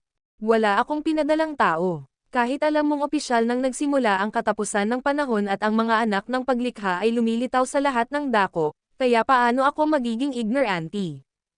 Palaging may mga mahuhusay na individual sa bawat panahon, na manggana sa loob ng 10,000 taon. Sa panahong ito, tunay ngang dapat tayong maglaho at maging maingat. Sapat na ang ating kapangyarihan para makaakyat sa kaharian ng langit, kaya walang silbi ang pag-asam ng mas maraming kayamanan. Sa panahong ito ng pagtatapos ng panahon, ang mga anak ng paglikha ay mabilis na lalakas. At paano naman yung mga pumunta sa Element World? Tanong ni Leilani May, habang nakatingin ng kakaiba sa Tianyuan Emperor. Sila ay mga taong hindi mapakali, hindi kayang pigilan ang kanilang kasakiman. Bagamat sinasabi nilang hinahabol nila ang menor de edad na cultivator na iyon sa pangalan ko, sa totoo lang, gusto lang nilang agawin ang kayamanan niya. Sinabi ito ng emperador ng Tianyuan, habang sumusulyap sa labanang nagaganap sa arena. Tingnan mo, nariyan si Josie Wilkinson, kinokontrol ang 10,000 dragon ng sama-sama. Kahit ang Green Emperor ay gumawa na ng hakbang, pero hindi pa siya tuluyang natatanggal. Pero natatakot ako na hindi na magtatagal yan, di ba? Dahil sa dami ng emperador na umaatake sa kanya, tiyak na mamamatay siya.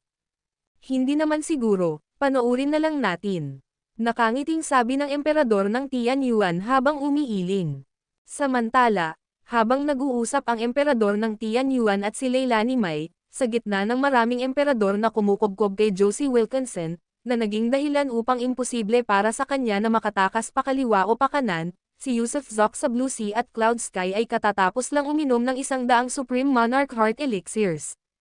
Sa isang iglap, ang kanyang antas ng cultivation ay umabot sa antas ng isang Immortal Monarch, at pagkatapos ay patuloy na mabilis na tumaas. Bukod dito, sa kanyang paanan, walang alinlangang may isa pang daang bote ng elixir, kung saan sa loob nito ay may 100 pinong Heavenly Saint Elixirs. Oo, napino na niya ang parehong uri ng elixir, at ngayon ay marahas na niyang pinapataas ang kanyang antas ng cultivation. Ang video na ito ay edited by Urban Storytelling. Kabanata 1108 Galit na galit, boom, boom, boom, matapos lunukan ng 100 Monarch Heart Pills, ang dantian ni Yusuf Zoc ay agad na kumulo sa aktibidad, at ang kanyang nascent soul, tulad ng isang higanteng balyina na sumisipsip ng tubig, ay hinigop ang kapangyarihang panggamot ng 100 Supreme Monarch Heart Pills sa isang hininga lamang. Agad siyang umangat sa ranggo ng Immortal Monarch, at pagkatapos ay nagpatuloy sa paglusot hanggang sa maabot niya ang ika-4 na baitang ng Immortal Monarch bago huminto. Tama, 4th grade Immortal Monarch lang, wala nang iba. Dapat malaman ng 100 Supreme Monarch Heart Elixirs ang mga iyon. Kung ibang tao lang iyon, tiyak na narating na nila ang kaharian ng 9th grade Immortal Monarch. Siyempre, ang iba ay hindi maglalakas loob na ubusin ang 100 ng sabay-sabay, dahil sasabog sila sa sobrang karga, kahit ang isang dakilang emperador ay hindi maglalakas loob na gawin ang ganoong bagay. 4th grade Immortal Monarch lang, kulang pa, malayong malayo. Matapos maging matatag ang kanyang nascent soul, sumimangot ng malalim si Yusuf Zoc. Malapit nang makasagupan ni Aiden Wilkinson ang dakilang emperador, at sino ang nakakaalam kung anong mga hindi inaasahang pangyayari ang maaaring lumitaw, kaya kailangan niyang maging mas malakas. Kahit papaano ay sapat na ang 9th grade Immortal Monarch o ang pag-abot sa antas ng Immortal Saint. Siyempre, ang hindi niya alam ay napatay na ni Aiden Wilkinson sa labas si Salvador Mestipon at ngayon ay kinubkob na ng hindi mabilang na mga dakilang emperador. Heavenly Saint Peel. Sa sandaling ito, nabaling ang tingin ni Yusuf Zoc sa daang bote ng Heavenly Saint Pills na nakalagay sa ibaba. Sa lohikal na pagsasalita, ang pag-inom ng Heavenly Saint Pills ngayon ay hindi magiging epektibo, dahil ang ganitong uri ng elixir ay dapat inumin kapag ang isang tao ay nasa 9th grade Immortal Monarch at hindi kayang makalusot. Ang epekto ay pinakamahusay sa oras na iyon, na tumutulong upang matibay ang pundasyon at masira ang hadlang sa isang pagbagsak.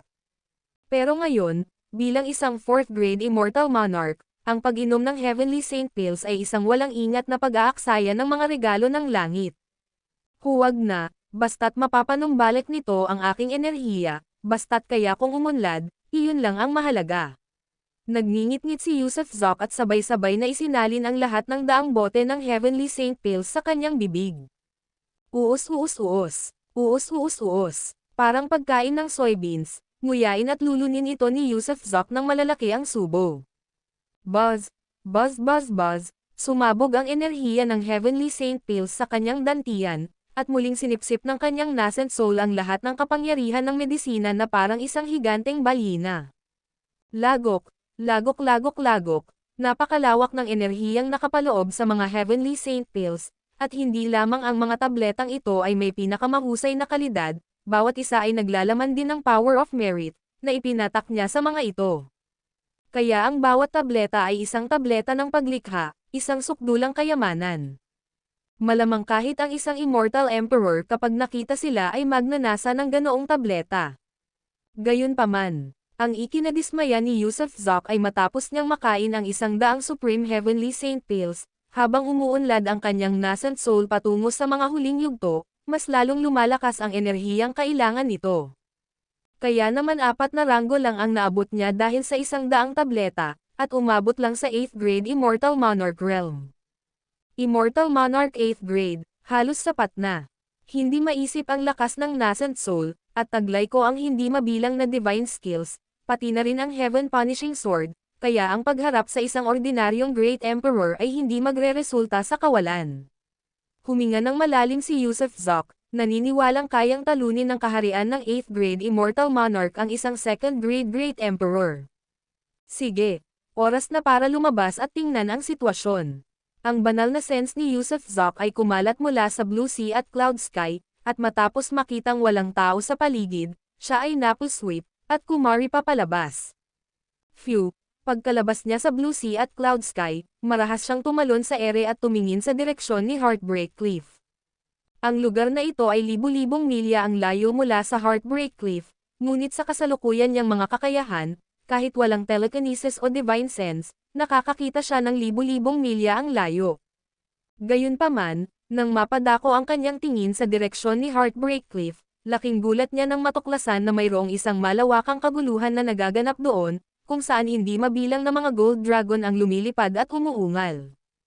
Halos sumabog ang anit ni Yusuf Zoc ng sandaling iyon. Kung hindi si Aiden Wilkinson iyon, sino kaya iyon? Walang pag-aalinlangan at kahit sino pa ang kalabanan ni Aiden Wilkinson, pumutok siya na parang bola ng kanyan, at habang lumilipad siya, iniladlad din niya ang kamay ng kataas-taasang langit. Sa katunayan, ito ang kamay ng kataas-taasang langit, at ang kamay na ito ng kataas-taasang langit ay hindi lamang kayang umabot sa libu-libong milya, kundi kaya pa nitong sumisid sa kalawakan. Bukod dito, ang kamay ng kataas-taasang langit ay napakalakas, na naglalaman ng mga walang kapantay na puwersa sa loob nito. Hindi inatake ng kamay ng kataas-taasang langit ang iba, sa halip ay dumiretso kay Aiden Wilkinson. Sa sandaling ito, ang larangan ng digmaan ay nasa ganap na kagulo.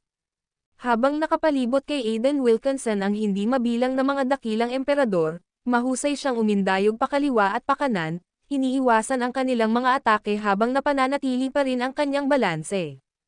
Gayun din, ang libu-libong gold dragon ay lalong kakaiba. Sa kabila ng mga individual tulad ni Salvador Mezquipon, Quezon Mezquipon, at Zaire Petty na parehong nakabihag ng 5-clawed golden dragon at naselyuhan pa ang mga ito sa kanilang mga kamay, ang mga naselyuhang dragon ay hindi maipaliwanag na magiging isang liwanag at maglalaho, at sa susunod na segundo, babalik sila sa katawan ni Aiden Wilkinson. Siyempre, malubhang nasugatan si Aiden Wilkinson.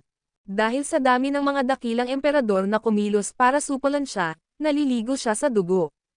Sa 10,000 gold dragon, wala pang 1,000 ang natira, ang natitira ay inatake at lumiit pabalik sa kanyang katawan bilang nagliliwanag na liwanag. Napakaraming dakilang emperador, napakaraming eksperto. Hindi makatakbo o makalaban si Aiden Wilkinson, ang tanging magagawa niya ay umasa sa mga gold dragon upang maiwasan ang pagkabihag. Gayunpaman, nang malaman ng lahat na si Josie Wilkinson ay nakatakdang mabaygo, malapit ng matalo, biglang isang butas ang bumukas sa kalangitan, at pagkatapos ay isang kamay ang inabot mula sa kalangitan.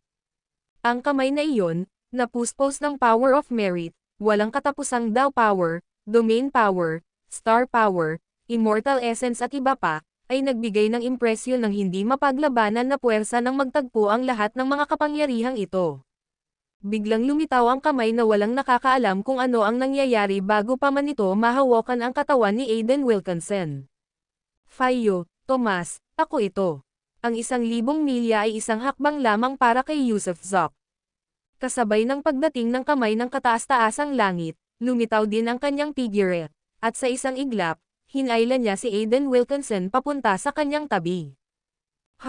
Napabuntong hininga ng mahina ang emperador sa langit, at biglang nagtaas ng kilay si Leilani May, dahil ang kamay na kakasulpat lang ay napaka-espesyal, ang kapangyarihan nito ay tila kayang durugan ang lahat. Kahit sa maikling sandaling iyon ng paglitaw nito, si Aiden Wilkinson, na umuuboy at sumasayaw sa hangin, ay hindi makagalaw, kung hindi siya sana nahuli ng ganoon kadali. Paano ka nakarating dito? Bilisan mo. Nang makita ni Aiden Wilkinson na si Yusuf Zoc iyon, agad siyang nataranta. Iba ang magiging kahinatnan niya kung mamamatay siya, pero bakit siya, ang kanyang kasintahan, ang pag-ibig ng kanyang buhay, ay dadalawin din dito. Sa totoo lang ay natigilan si Yusuf Zoc sa sandaling ito. Inakala niya na ang mga kumukubkob kay Aiden Wilkinson ay hindi gaanong malakas, mga tauhan lamang ng Campbell sect. Ngunit nang makita niyang malinaw ang karamihan na nakapalibot sa kanila, nanigas ang kanyang balahibo. Inatake na siya dati ng Red Flame Demon Emperor, ng Sixth Finger Buddha, at ni Gracelyn Maki, at naramdaman din niya ang mataas na ranggong aura ng Thunder Emperor, kaya alam na alam niya ang kapangyarihan ng mga dakilang emperador.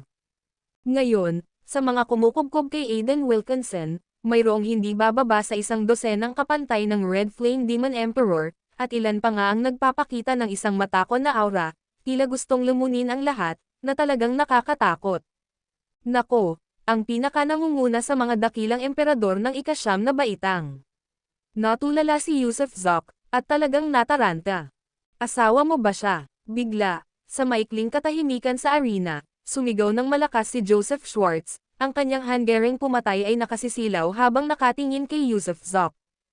Anong klaseng bastos ka? Nagulat si Yusuf Zoc, Ngunit dumilim ang kanyang ekspresyon. Kung lumabas siya mula sa pag-iisa pagkalipas ng ilang minuto, malamang patay na si Aiden Wilkinson ngayon. Bukod dito, si Aiden Wilkinson ay nasa masamang kalagayan, puno ng dugo, nanghihina, at tila pagod na pagod. Ang mga taong ito ay pawang mga kaaway, at bilang mga kaaway, wala siyang magiging awa. Na may ganitong katapangan. Ang babaeng ito ay nakatadhana ng maging akin, bibihagan ko siya upang manganak sa aking mga anak. Nako, mamatay ka para sa akin. Nakita na ngayon ni Joseph Schwartz ang tunay na tao. Dati, naikwento na sa kanya ni Aiden Wilkinson ang tungkol sa pagkakaroon ng asawa, at ngayong lumitaw na ang asawa nito, perpekto na ang lahat, patayin mo na lang siya at tapos na ang lahat. Lasing ka, gago. Nang marinig ang balak ng lalaking ito na hulihin si Aiden Wilkinson para magkaanak, nagalit si Yusuf Zoc, nanlaki ang mga mata habang nagmumura ng malakas. Nang akmang aabutin siya ni Joseph Schwartz para hawakan, marahas na iwinaksi ni Yusuf Zoc ang kanyang kamao, huminto ang oras. Ito ang kanyang pinakamaipagmamalaking pamamaraan, isang palihim na galaw. Kahit laban sa isang dakilang emperador, ang paghinto ng oras ay maaaring makagulat sa kanila, at kahit na sandali lamang itong huminto, sapat na iyon para sa kanya. Kasabay ng isang ugong, kasabay ng paghina ng kanyang boses, biglang tumigil ang buong larangan ng digmaan sa itaas, at pagkatapos ay itinulak niya ang kanyang palad patungo sa gulat na mukha ni Joseph Schwartz. Ang video na ito ay edited by Urban Storytelling. Kabanata 1109 na pagdating at pag-alis ng walang bakas lumakas ang time pause technique habang lalong nagiging malakas si Yusuf Zoc. Kung makakaharap niya ang isang immortal monarch na kapantay niya, o kahit isang immortal saint o immortal venerate, sila ay matitinag sa paglipas ng panahon, hindi makakatakas o makakabawi ng malay. Kaya naman, gamit ang time pause technique, ang lugar kung saan siya nakatayo ay naging kanyang larangan ng digmaan. Gayunpaman, si Yusuf ngayon ay nakaharap sa maraming emperador. Bagamat marami sa mga emperador na ito ay mula sa ikalawang baitang hanggang ikawalong baitang, mayroon ding humigit kumulang 12 ng mga nasa ikasyam na baitang, kabilang sina Joseph Schwartz, Zaire Petty, at Quezon Mestipon, na kabilang sa mga pinakamataas sa ikasyam na baitang, na halos maging kalahating Diyos. Sa pagkakataong ito, galit na talaga siya. Malubhang nasugatan si Tomas, ang dating makapangyarihang hukbo ng 10,000 gold dragon ay nabawasan sa wala pang 1,000, lahat ay nasa bingit ng kamatayan. At gayon pa man, may isa pang emperador na nang-ahas na sabihing gusto niya itong hulihin para maisilang ang mga anak nito. Dahil alam niyang wala siyang kapantay, dahil alam niyang napakalakas ng kanyang mga kaaway, at dahil nahulog siya sa hukay ng tigre, nagalit si Yusuf. Sa isang time pause technique, ang buong Heartbreak Cliff ay natigilan. Siyempre, sandali lang iyon tumagal, parang isang pagyanig o kidlat. Mabilis na nakabawi ang kataas-taasang emperador, kasunod si Emperador Leilani May, at pagkatapos ay ang Emperador na Asher. Ang tatlong ito ay tunay na kataas-taasan, sumasakop sa nangungunang tatlong ranggo sa mga emperador ng Immortal Realm, at ang kanilang reputasyon ay nararapat lamang. Pagkatapos gumaling, tumayo ang kataas-taasang emperador, at si Emperador Leilani May ay napatayo sa gulat, habang ang mga mata ng emperador na asol ay nagliwanag na may balak na pumatay. Bukod pa rito, sa ika-4 na pwesto, si Joseph Schwartz ang pang-4 na nakabawi. Gayunpaman, pagkagising niya, natagpuan niya ang kanyang sarili na nakaharap sa isang palad, at bago pa siya makapag-react, tumama ang palad sa kanyang mukha. Kapangyarihan ng Merito. Ungol niya, ipinagtatanggol ang sarili gamit ang liwanag ng Merito. Boom! Ang palad ni Yusuf ay ang kamay ng kataas-taasang langit, ang kapangyarihang walang hanggan. Bagamat nahadlangan ng liwanag ng Merito ang ilan sa puwersa mula sa kamay ng kataas-taasang langit, ang mga katangian ng mukha ni Joseph ay nabaluktot, agad na bumulwak ang dugo mula sa kanyang bibig at ilong, at ang kanyang katawan ay tumilapon palayo. Unti-unting nagising ang iba, para lamang masaksihan ang nakakagulat at nakakapangilabot na tagpong ito. Isang 8th grade Immortal Monarch ang humahampas sa mukha ng pang-4 na ranggong Emperor ng Immortal Realm, literal na nagpadurugo sa kanya at nagpatalsik sa kanya sa ere. Ang tanawing ito ay namangha sa lahat, maging ang mga matataas na ranggong emperador tulad ng kataas-taasang emperador. Dahil, Dahil, kahit na tumigil ang isang emperador at hayaang walang tigil na tamaan siya ng isang immortal monarch, o kahit isang immortal saint, hindi sila makakagawa ng kahit isang tama, lalo na kapag protektado ng Light of Merit. Ngunit ngayon, sa isang kakaiba at nakakagulat na eksena, ang hampas ng palad ng immortal monarch na iyon ay nag-iwan kay Joseph ng duguan at sira-sira, at ang kanyang katawan ay tumilapon. Anong uri ng kapangyarihan ang taglay ng tila mas mababang immortal na ito? Paano niya magagawang igalaw ang isang emperador? Dahil sa pagkataranta, nabaliw si Joseph. Habang siya'y umaatres, walang humpay siyang sumisigaw habang ang mga singsing ng liwanag ng Merito ay kumislap mula sa kanya at ang kanyang aura ay sumisikat. Sa galit na galit sa matinding kahihiyang ito, umungal siya at sumugod, determinadong lumunin ang mababang immortal monarch na ito. Oras ng paghinto, oras ng paghinto, oras ng paghinto. Walang balak si Yusef na pakawalan ang emperador na ito. Bagamat hindi pa kayang patayin ng kanyang kamay ng kataas-taasang langit ang lalaki, hindi pa rin siya titigil. Muling lumitaw ang time pause technique, na muling nagpatigil sa umaarangkadang si Joseph, kahit sandali lang. Pero nang makabawi siya, nakita niya ang parehong papasok na palad. Sampal, muli siyang sinampal ng malakas, muling nagiba ang anyo ng kanyang mukha, at walang tigil ang pag-agos ng dugo mula sa kanyang ilong at bibig. Sakop ng emperador, sa kanyang tunay na galit, pinaganya niya ang sakop ng kanyang emperador. Paghinto sa oras, larangan ng kalawakan panahon, labas ang Heavenly Slayer Sword. Muling gumamit si Yusef ng 3 divine skills, at sabay na ginamit ang Heavenly Slayer Sword. Nyutol na umusad ang pagsalakay ni Joseph na parang isang pelikulang may aberya. Patuloy na pinigilan ni Yusef ang oras, pagkatapos ay tuluyang sinaksak ng Heavenly Slayer Sword si Joseph sa mukha. Sa pagkakataong ito, hindi na siya sumuntok, lumipat na siya sa pananaksak gamit ang talam. Kasabay ng isang kalabog, ang liwanag ng Merit na tumatakip sa kanyang mukha ay agad na nabasag ng Heavenly Slayer Sword. Nang inag ang buong katawan ni Joseph habang pinapanood ang dulo ng espada na papalapit sa kanyang noo, at sa kawalan ng pag-asa, kinagat niya ang kanyang dila at sumigaw, nakakainis ang Diyos. Buzz, sa wakas ay tumigil sa paggalaw ang dulo ng espada, at hindi ito maitulak ni Yusef Zop kahit gaano pa niya ito pilitin. Sa sandaling ito, maging ang Sky Element Great Emperor o si Leilani May at ang iba pa, lahat ay natahimik, kahit ang ilang emperador ay nakaramdam ng pangangilig sa kanilang mga anit. Anong uri ng halimaw ang lumitaw, na may kakayahang kontrolin ang oras? Kaya mo bang ihinto ang oras? Ang talunin ang pang-apat na ranggong dakilang emperador nang hindi siya hinahayaang lumaban. Siyempre, hindi naman sa hindi kayang talunin ni Joseph Schwartz ang taong ito, sa halip, ang time pause technique ng kalaban ay sadyang nakakainis, walang tigil na paghinto, na nag-iiwan sa iyo ng kapangyarihan ngunit wala kang lugar para gamitin ito. Natural lang, nang tunay na galit at ginamit ang kanyang tunay na divine skills, tuluyang napigilan ni Joseph Schwartz ang nakamamatay na suntok mula sa batang cultivator. Siya iyon, ang taong nakalusot sa Sky Element City gamit ang espadang iyon. Alam ko, mula sa lower realm, umakyat siya ilang taon na ang nakalilipas bilang isang batang cultivator. Diyos ko, mayroon ba talagang ganito kalaking nilalang sa mundo? Nasa antas lang siya ng Immortal Monarch, at kung maaabot niya ang antas ng Emperor, sino ang makakalaban niya? Hindi ba mali yun? Nabalitaan kung isa siyang Immortal King hanggang kamakailan lamang, paano niya naabot ang ikawalong baitang na Immortal Monarch level sa loob lamang ng ilang araw? Masusukat ba ang isang halimaw gamit ang mga normal na pamantayan? Siya iyon, siya ang nagnakaw ng 2 True Flames sa North 5 Elements.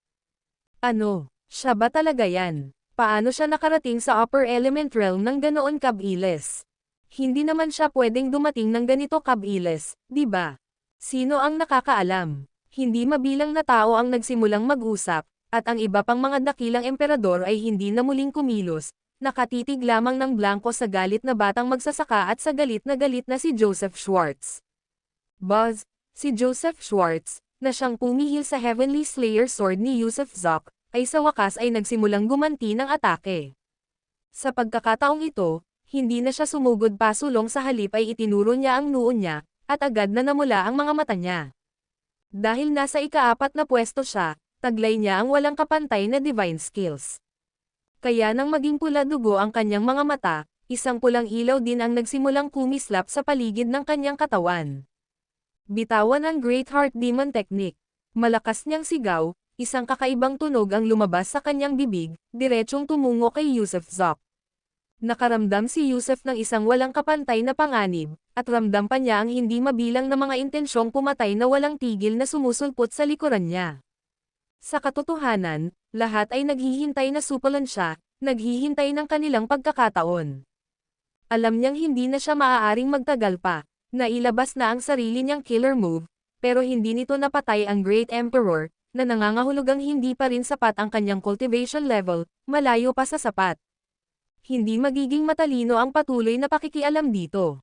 Itinala ko na ang sama ng loob ni Thomas ngayon, malakas na mura ni Yusuf. Pagbalik ko, babayaran ko ang lahat ng ito, sumpa man, pagbabayaran ko kayong lahat. Bigla siyang sumigaw muli, huminto ang oras. Whoosh! Ginamit niya ulit ang galaw na iyon, at talagang gumana ito. Kapag na-activate na ang time pause, kahit nakayanin pa ito ng Sky Element Great Emperor, pansamantala pa rin siyang matutulala.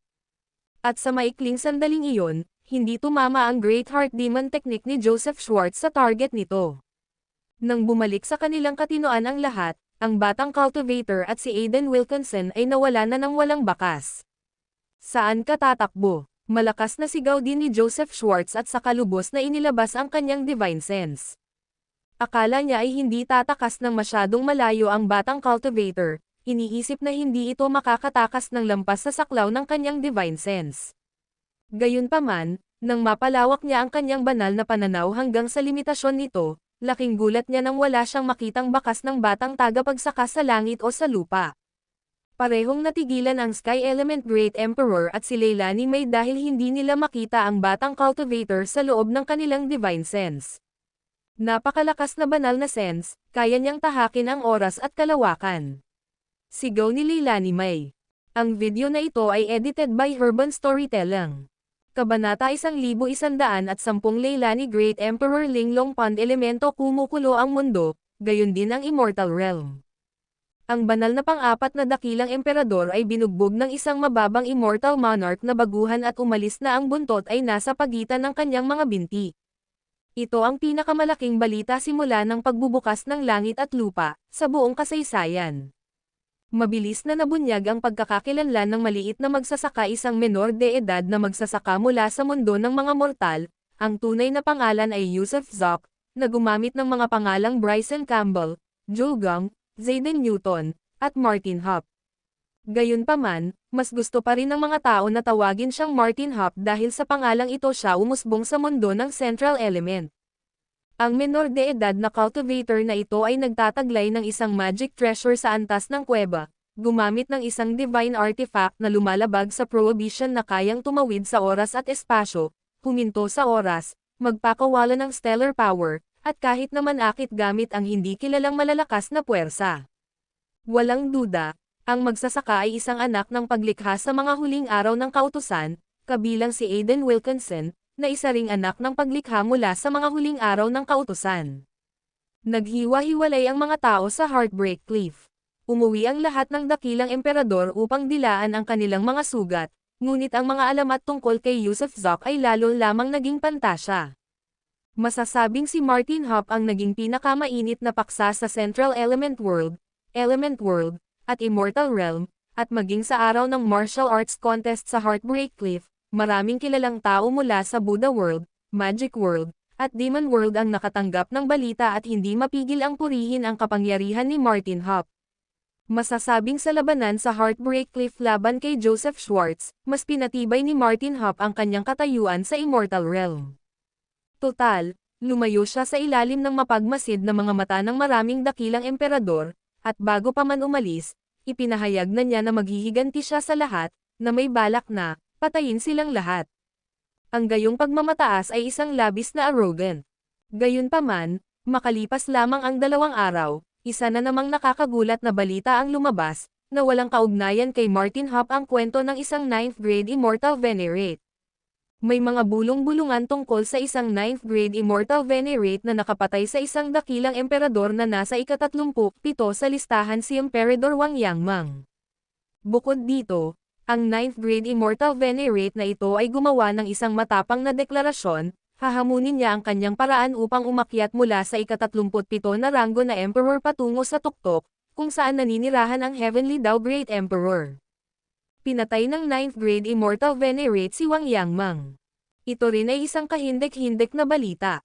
Kita mo, si Wang Yangmang ay nasa ika-37 sa mga dakilang emperador ng Immortal Realm, nasa huling yugto pa rin ng ika-9 na baitang, ngunit napatay siya ng isang immortal venerate.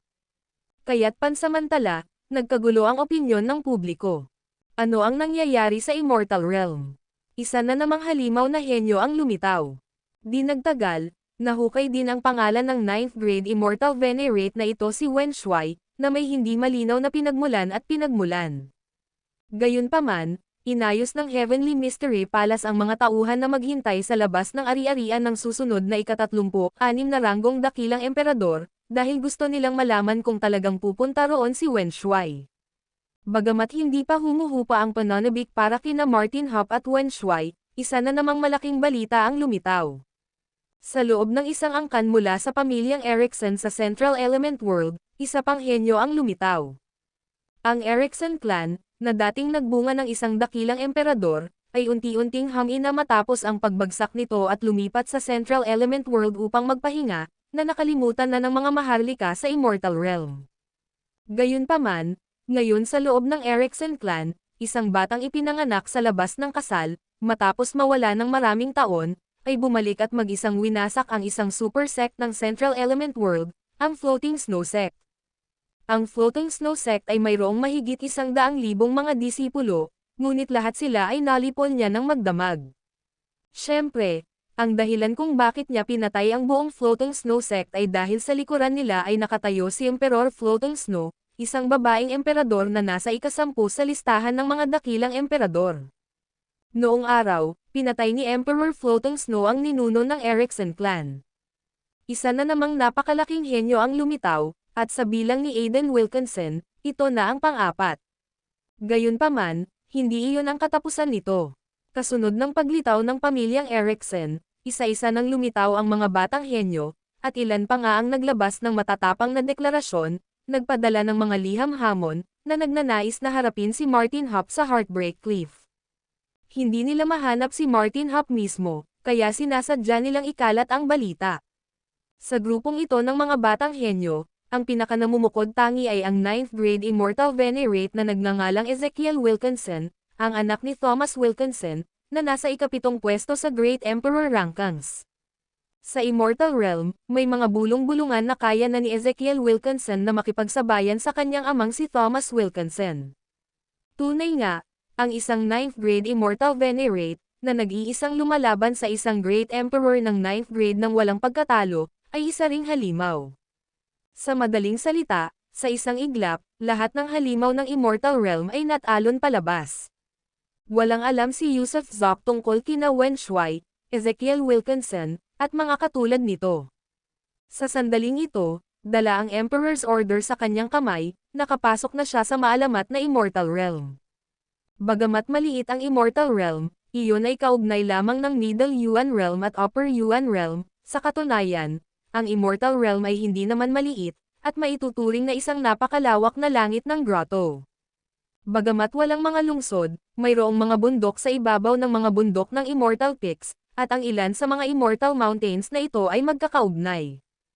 Pagkatapos, ang dalawang magkatabing Immortal Mountains ay magiging tahanan ng pamilya ng isang dakilang emperador.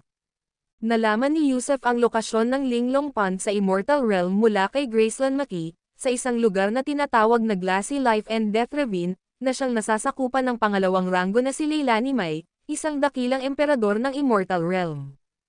Ang Linglong Pond ay matatagpuan sa likod bahay ng dakilang emperador Leilani Mai, isang swimming pool para sa pagligo at pagbababad sa mga mainit na bukal. Hindi basta-basta maaaring bisitahin ng kahit sino ang Linglong Pond, dahil ito ang bakuran ng Emperadress, kaya sino ang maglalakas loob na pumasok ng ganoon kadali. Marahil kahit ang dakilang emperador ng langit na daw ay hindi maglalakas loob na pumasok ng palihim doon. Hindi nakilala ni Yusef ang sinumang dakilang emperador Leilani May, ngunit ang kasalukuyan niyang prioridad ay mapabilis ang proseso ng pagbuo ng katawan na walang hanggan para sa kanyang mga mahal sa buhay, at pagkatapos ay handa na siyang tumungo sa mundo ng mga demonyo, dahil sa kanyang pagtataya, ang araw ng malaking labanan sa pagitan ng mga tao at mga demonyo ay mabilis na nalalapit. Kapag nabuksan na ang domain, ito na ang tamang panahon para makapasok siya sa Demon World. At magiging medyo ligtas siya sa loob ng mundo ng mga demonyo, dahil may dala siyang 3 emperador ng mga demonyo, at mayroon pang 7 na nakakalat sa buong mundo ng mga demonyo na tumutulong sa kanya sa paghahanap sa kinaroroonan ni Sandy. Bagamat mapanganib, kailangan pa ring tanggapin ang panganib, naisip ni Yusef. Dahil nasa kanya na ang Blue Sea Cloud Sky at Invisible, hindi naman dapat mahirap ang palihim na pagpasok sa Immortal Mountain ng dakilang emperador Leilani May. Ang tunay na hamon ay ang pagpapapunta sa kanyang mga kamag-anak sa lawa ng linglong nang hindi sila natutuklasan ng dakilang emperador. Hanggat kaya kung akitin si Great Emperor Leilani May palayo sa kanyang Immortal Mountain, walang magiging problema. Kahit pa may iba pang mga Immortal Emperor sa bundok, kasama sina Graceland, Black Barbarian, Barbarian Newton, Tomas, at ako, makakapaghintay pa rin tayo ng ilang sandali. Ang susi ay kung paano siya aakitin palabas. Sa sandaling ito, nakarating na si Yusef sa malasalaming bangin ng buhay at kamatayan, isang malawak na bangin, napakalalim. Samantala, ang kanyang telekinesis ay nakakonekta sa 3 dakilang demonyo at sa kanyang pamilya sa loob ng Blue Sea Cloud Sky. May paraan ako, biglang sabi ni Raphael K. sa langit. Hindi ba't gumawa ka ng ganoon kalaking ingay sa Heartbreak Cliff? Kaya dapat alam na ng dakilang emperador Leilani May ang tungkol sa iyo, baka naroon pa nga siya noong mga panahong iyon. Tama, naroon siya. Ang lalaki at babaeng nakaupo sa langit, umiinom ng tsaa, iyon ay ang dakilang emperador ng langit na daw at ang dakilang emperador na si Leilani May. Hindi sila kailanman sumama sa pagkubkob laban sa akin, at kahit noong lumitaw kakalaunan, hindi pa rin sila gumalaw. Naaalala ko na ngayon, ang dalawang iyon, kahit wala silang ipinakitang mga espesyal na katangian at hindi naglalabas ng anumang aura ng cultivation, ay nagbigay sa akin ng isang mapanganib na pakiramdam. Lumalabas na ang babaeng iyon ay ang dakilang emperador Leilani May. Pero magpatuloy ka lang sa pagsasalita, Raphael, ang boses ni Yusef ay kumalat sa Blue Sea Cloud Sky. Padalhan mo siya ng formal na hamon. Anyayahan mo siyang mag-usap.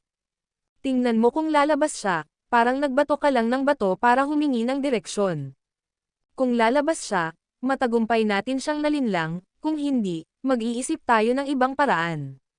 Mukhang magandang ideya iyan, kumislap ang mga mata ni Yusef. Sige, uutusan kita sa gawaing ito. Pakihatid po ang imbitasyon sa ngalan ko. Paf, pagkarinig sa mga salita ni Yusef, muntik nang dumura ng dugo si Raphael Case. Paano nangyari iyon sa kanya? Nagbigay lang siya ng suggestion. Bakit siya ang dapat maghatid ng imbitasyon? Hindi ba't parang nanliligaw iyon ng kamatayan?